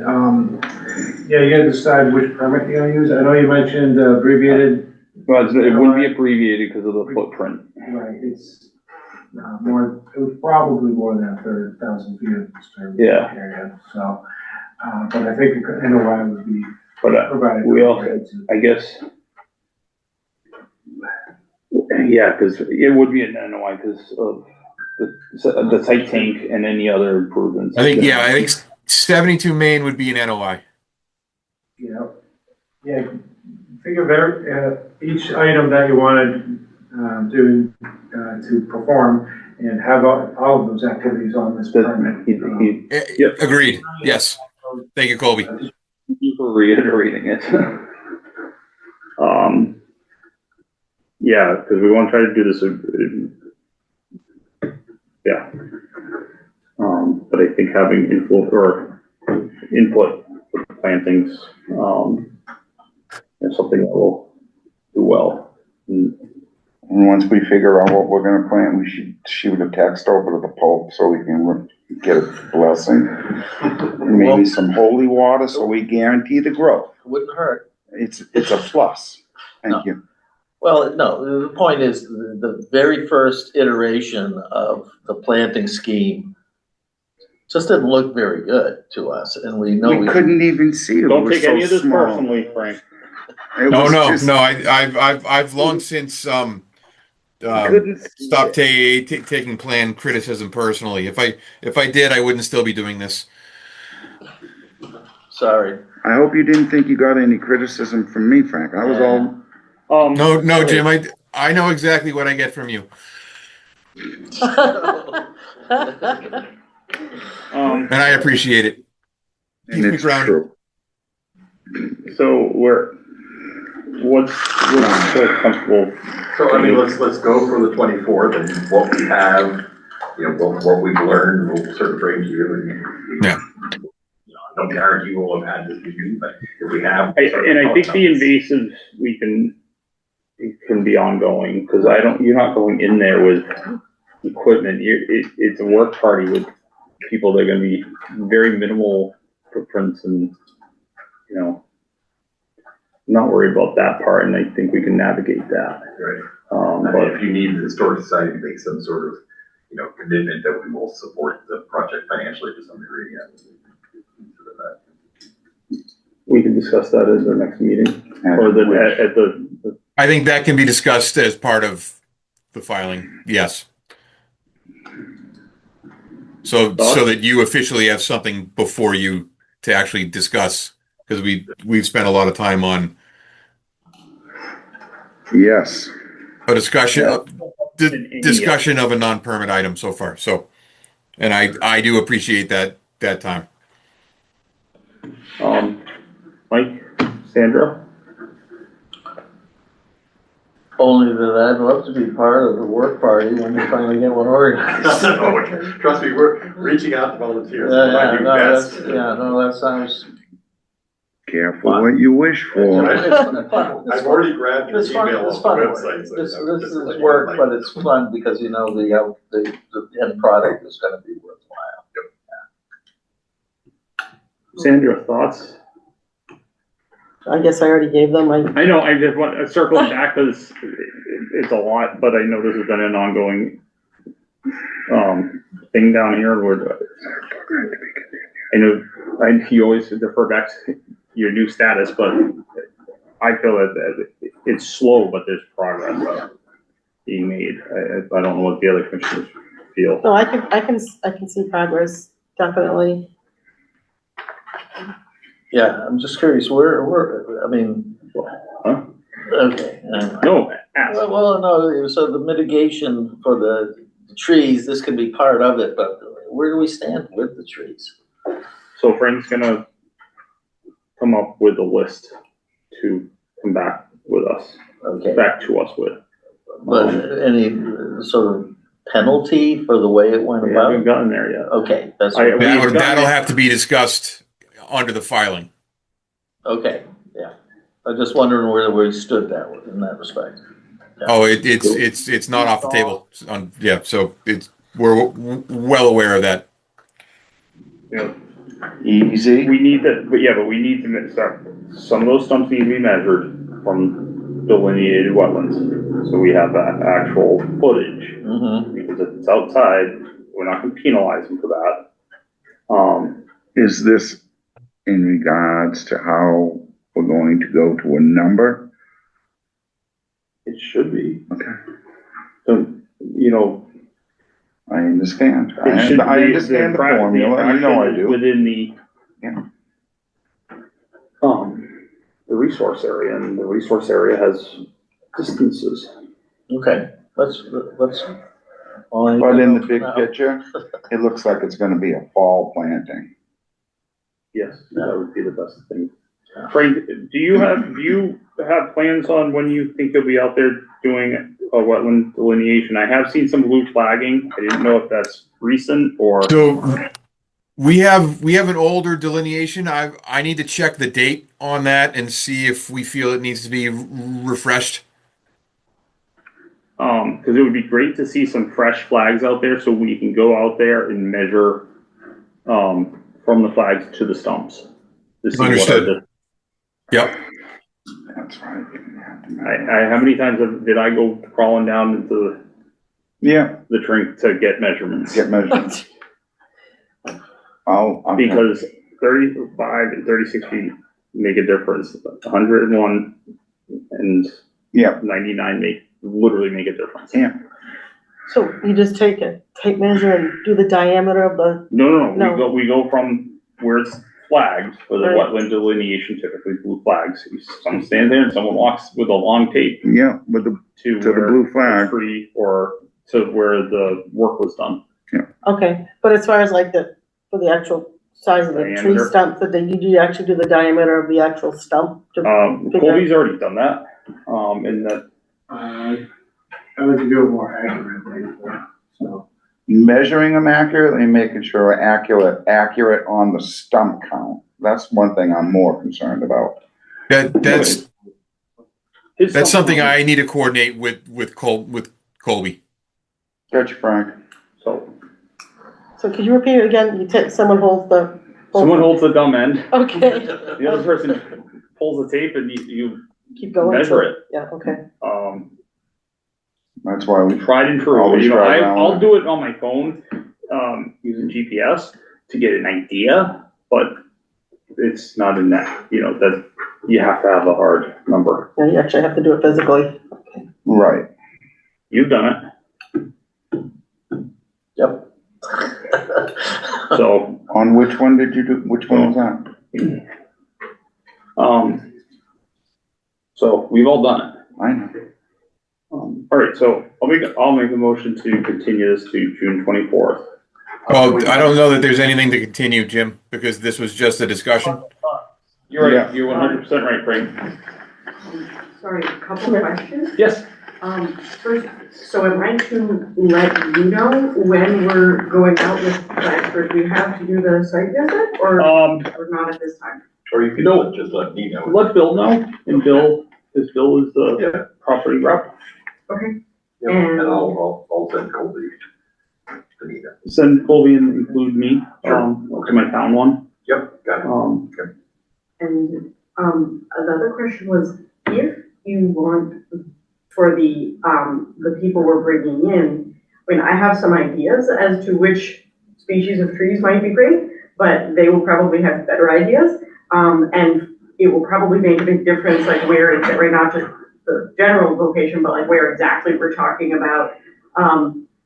Should somebody show me, either on a map or, you know, out there where the stump, like if you're gonna want that information from them. That I will coordinate with you directly, with you and Bill. That's And Bill, you guys can do it, Colby might be involved.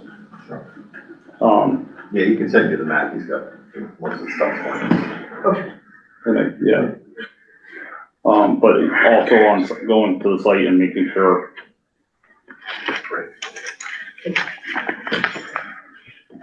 So again, I want to note and, you can provide the pictures for the next meeting.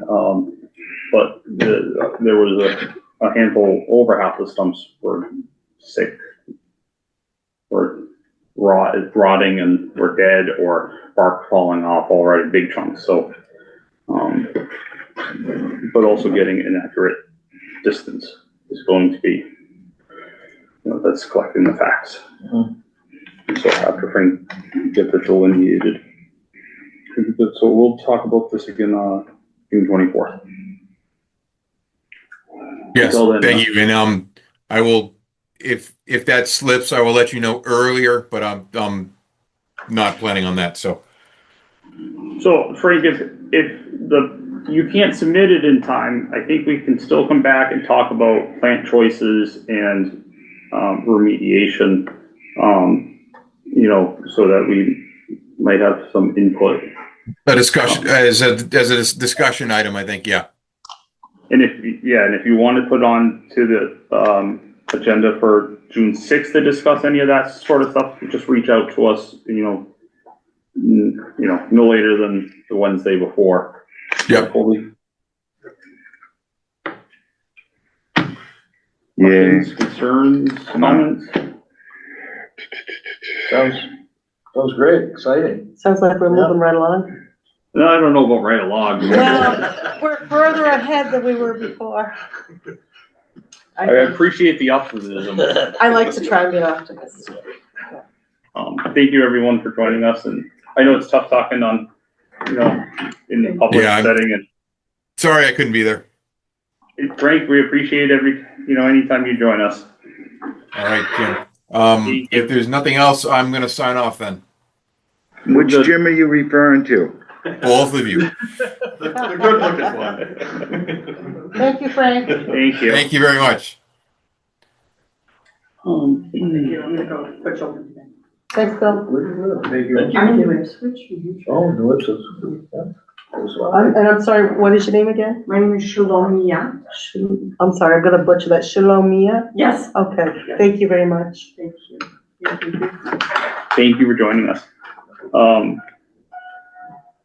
All right, moving on. 3.2 standard operating procedure development for trail creation and maintenance on Concom property. Do you have any chance to work on that? No. But, Read, I don't mind. Good, moving on.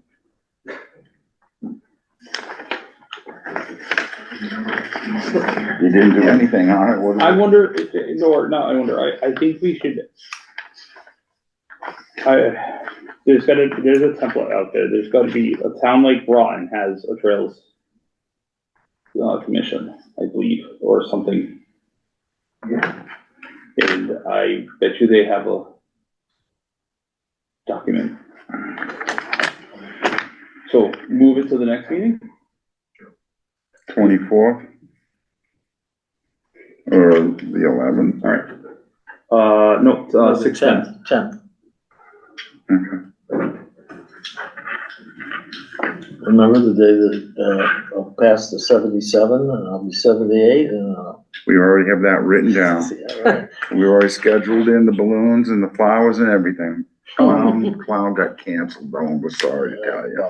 Couldn't afford it. 3.3, Natural River Wild and Scenic Stewardship Council Land Grant. We had picked 3 properties last meeting. Were you able to get any sort of pricing? I had actually emailed you last week about it. yeah, no, but that's really short to get anything back from them, but, Well, we talked about it at the last meeting, though. yeah, but in order to get, estimates back, because I have not received any. Who have you reached out to? It's gonna be the, same people that we reached out to last time, DNR, Phyllis and Roy. See David E.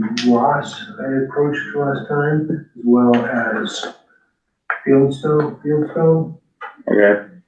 So you haven't reached out to any of them yet? not as of yet. Okay, so how will we apply for this? When is this grant due? The beginning, next week, beginning of June. So that went down, So how do we, We did this last year as well. I Did it know, with but no estimates. the, It's the submission of the, right, application. Neither, and I'm. timelines, deadlines. A little bit backwards, so, the way we did last year was, we estimated how much money it would be to survey the properties that we wanted surveyed, and submit the application. And because those, estimates, they took a couple months to get in. are the property numbers in here? Yeah. I have them here.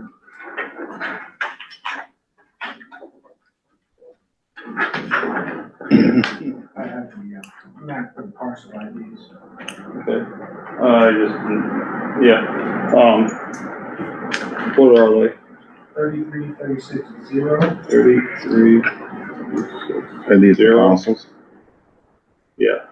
What's the next one? 18, 18, 82. 53D.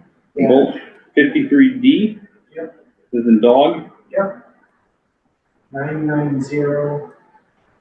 3 9s and a 0? 53D-990-0. -0. You're gonna look them up? No, I don't know what the more. All right, so how do we determine the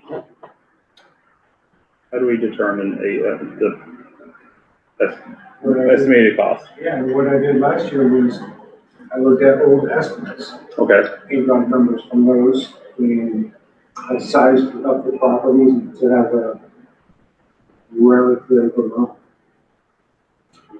You have to think about the complexity to how much sides there are to the property. It was an estimate. okay.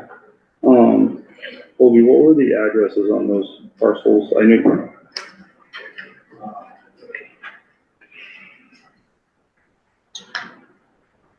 Do. 22 James, 3 Brian. if you lost it already, I'm sorry. As, 33360 is 0 off South Harbor Road. 0 off. Isn't that the one with that little sliver of an entry that Mhm. opens into that, what? So, okay, what's 1882? Yes, it's that now. Let me go to the next one because I have it. 53D 990. Okay, Is 0 off Ponderosa Drive. And that was another one that was fairly substantial. mm-hmm. Okay.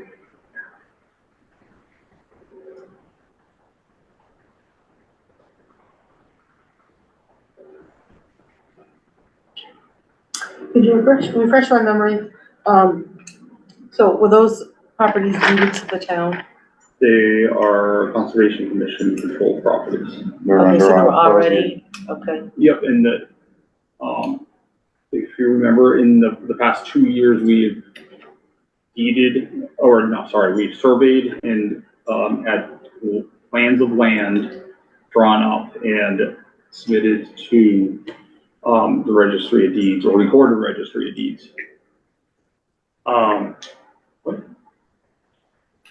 He's leaving. Thank you, Brian. Because we took See too ya. long. Is that your coat, Brian, or is that, Oh, Yeah. wait, we're, That's, what's his name? Bill? Right up? Okay. I'll Brian. Alright. Thanks, Brian. 1882 is 353 Main Street. 353? 353. Okay, thank you.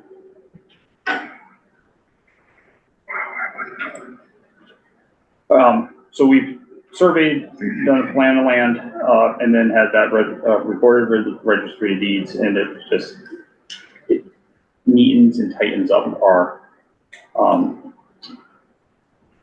stewardship or something? yeah.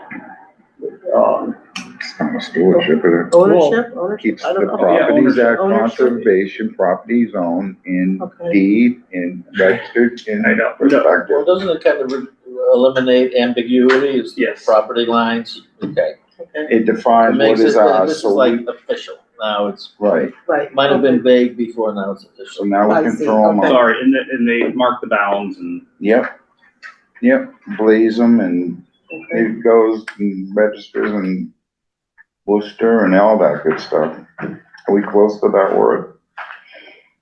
what word? I'm kind of confused. DiGiorno. Someone that wanted to volunteer left. Let me ask. What, go ahead.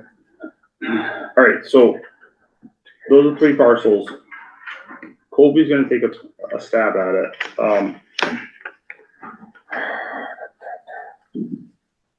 I don't want to, I really don't like doing it like that. I like to have an idea of the exact cost, and So you mean you're kind of shooting at the dark? Right? I mean, Yeah. that's basically, yeah, no, we are. okay, defined. So first week of June it's due, and we're gonna be able to meet that deadline.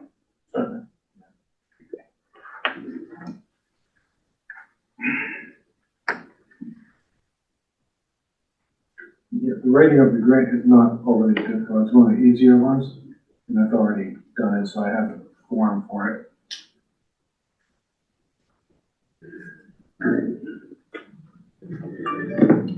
All right, so Can we get an update from Benton Pond? Is there anything going on in What? Benton Pond? Okay. that's where the geese flew. Man, that's a touchy subject right now. We'll keep you updated on births and grandchildren and all that stuff. 3.4 Mass Ready Act, was there anything in here, Colby, for us to go over? Oh, yeah, I can read it out if did I not print it out? I can do that right now for 2 seconds. It's just the email flyer. There's no deadline given, because I looked for that, and I actually had called MACC about that, if they had heard anything, they didn't know any more information.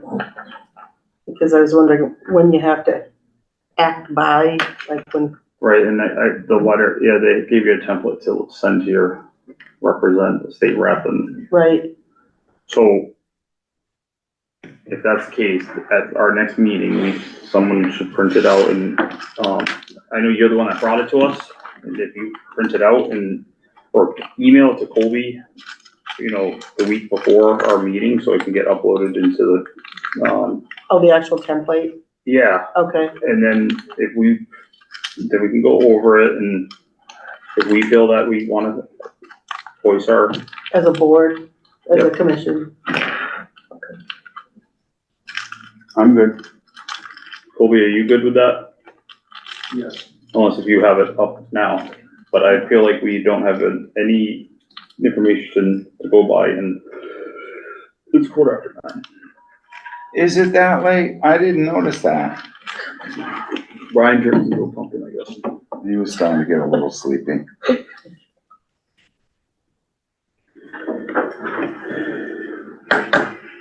All right.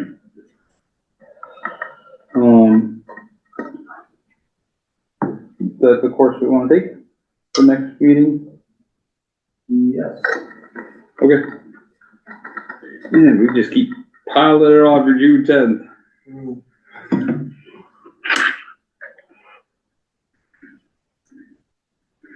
That's okay.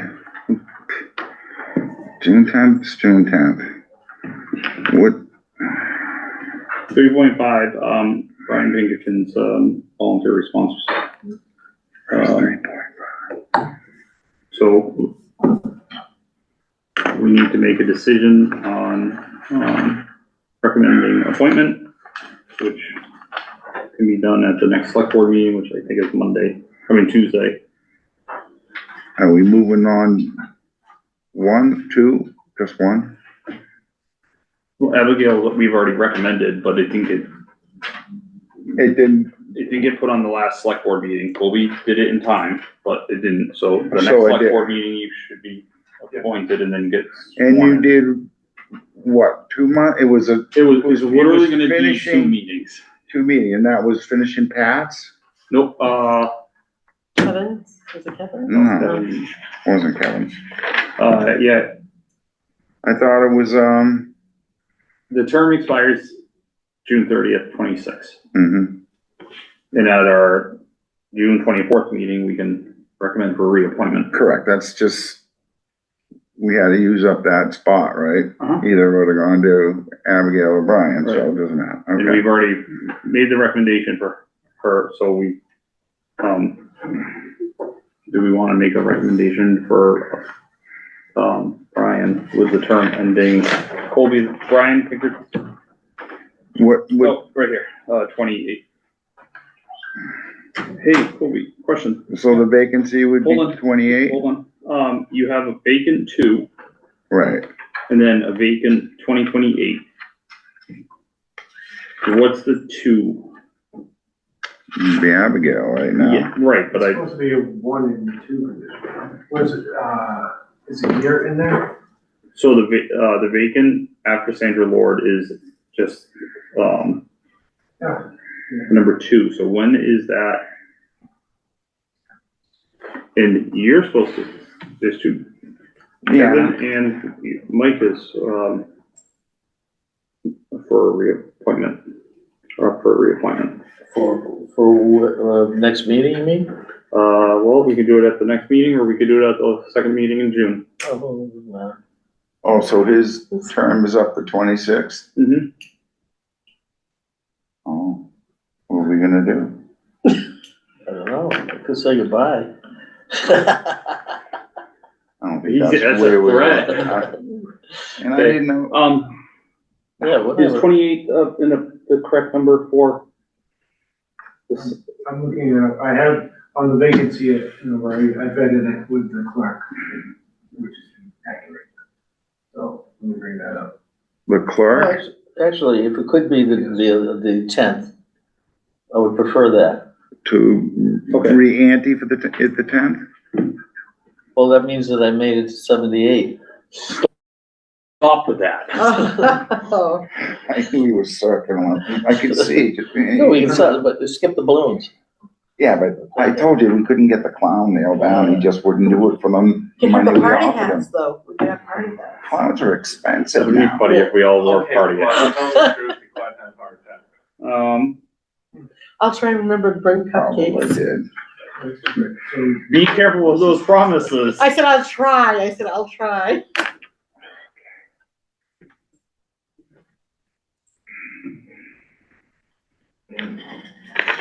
Unfortunately, I can't be as diligent as what Pat was, though. I'm waiting for your confirmation. yeah, it's 2026 and 2028. Okay. So do we, he left his pumpkin. Do we wanna recommend to appoint Brian Pinkerton to the term ending 2028? I'll motion that we, bring, Brian Pinkerton into till 2028? Yes.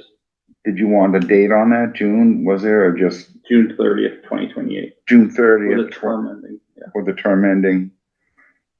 Okay. Is that good enough? No, restate it please, from the beginning. All right, I motion to bring Brian Pinkerton in for,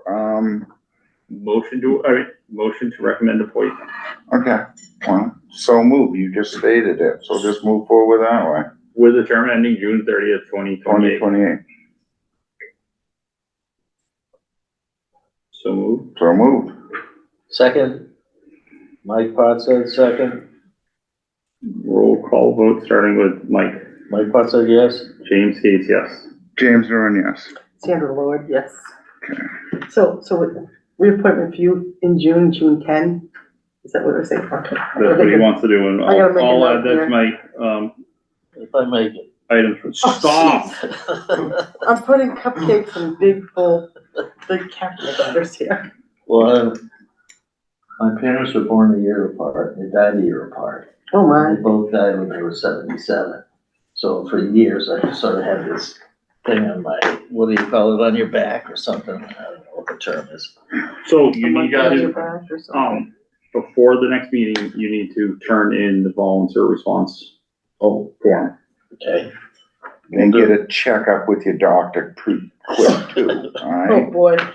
Just a, You need to make a note just in case. yeah. Doctor's appointment. All right, 4.1 DEP drought conditions.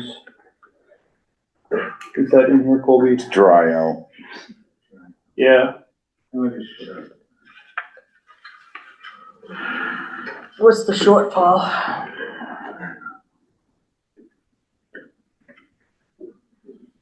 I mean, how bad is it? Is it like, It's bad.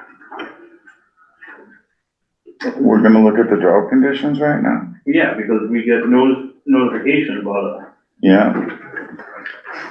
We were at moderate. What does the orange stand? Level 3. Critical.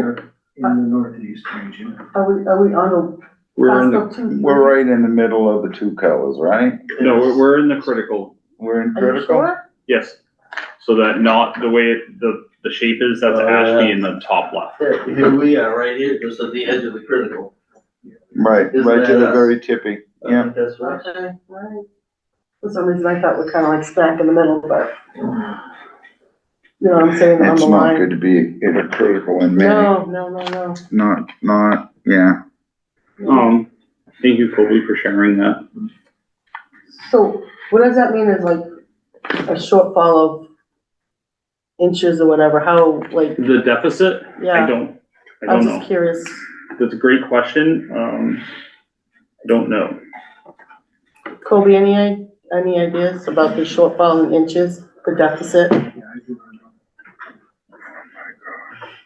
Well, since we've had a lot of discussion about, other indigenous people, maybe we could send, maybe you wanna go on for a rain dance class or something out there. See if we can get you some ceremonial feathers and some You garment. You sound like a skeptic, but Yeah. maybe not. Maybe not. I have it, I do have it. I grabbed it. You know what we say, when you pray for the rain, you gotta deal with the mud. 4.2, Townsend ADA That's my favorite one. notice One of of my more favorite. Yeah, that's a good one. non-discrimination, public notice, the town of Townsend does not discriminate based on disability, program applicants, participants, members of the public, employees, job applicants, and others are entitled access to all programs, activities, and services without regard to disability. Copies of this notice are available upon request in accessible formats, large print, audio, braille, online, etc.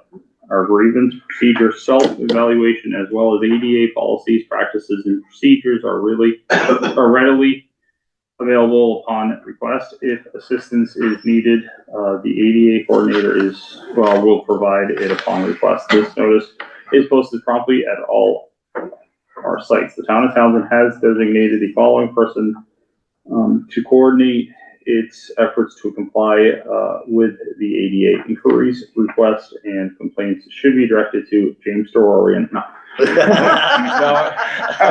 Town of Townsend. I saw that. Robert Garside, 272 Main Street, Townsend, Mass. 01469. What's it on? Yes. Really, that's interesting. 978-597-1700, extension 1726. Emails are garside@townsendme.gov.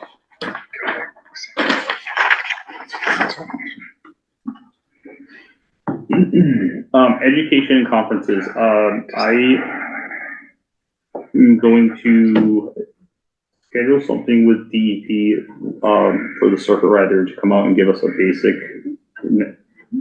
with Sandra being new and Abigail and Brian, the circuit rider to come in and give a basic, just not discussion, but presentation. From Like WPA. education kind of DEP? deal? Yes. Education basically. Is that gonna be Kim? No. Yeah, I don't know who it will be, but I was told to talk to the circuit rider. So we get a new one Just a probably. basic, no, it's Emily, I think. Okay. This person you refer to as the circuit rider? Yes. They're about familiar. They're the with ones that sits next to the dude on the stagecoach that holds the gun, right? Don't steer him wrong, tell him the truth. Well, that's the image. You kind of get an image like that, the circuit rider. It's like, I know, he's in charge of the security. You capturing all this for our meeting minutes?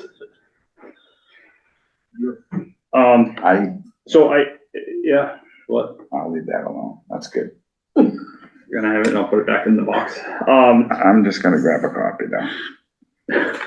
You can post it. There's a method behind this. So items for discussion at the next meeting. Shorten the meetings. Standard operating procedure, trail creation and maintenance, and then, reappointment, of Mike Platstead. And then, yeah, does anyone else have any? No. Oh, and then the Mass Ready Act as well. The Mass Ready Act, Yes, the thing that 3.4. 3.4, yeah. So you want me to have the template printed out? Is that what you said, or is Colby gonna do it? Right. I'm having trouble with the printer there. So, Yeah, one more time. well, we're not gonna, yeah, we're moving on for tonight.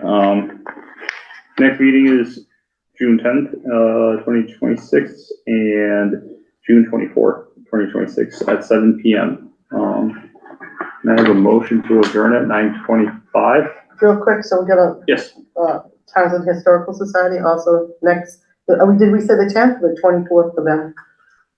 24th, Okay, As you couldn't get that all together by the okay, time. that's what I thought, but I but just if they wanted wanted to come back to discuss plans to let Colby know the week prior. Oh, okay. I just wanted to make sure I was on the same page. I'll give them a chance to reach out to NASA, give them a phone up on some intel. I'll make a motion to adjourn. At 9:30. 9:25. I just feel like next meeting is gonna be like a 3 hour. it was almost tonight. I know that. Is there a second? Second, oh, I'm Sandra, sorry. no, you did it. Sandra seconded. Roll call vote, starting with Mike. Mike Clark said yes. James says yes. James Brown, yes. Sandra Ward, yes.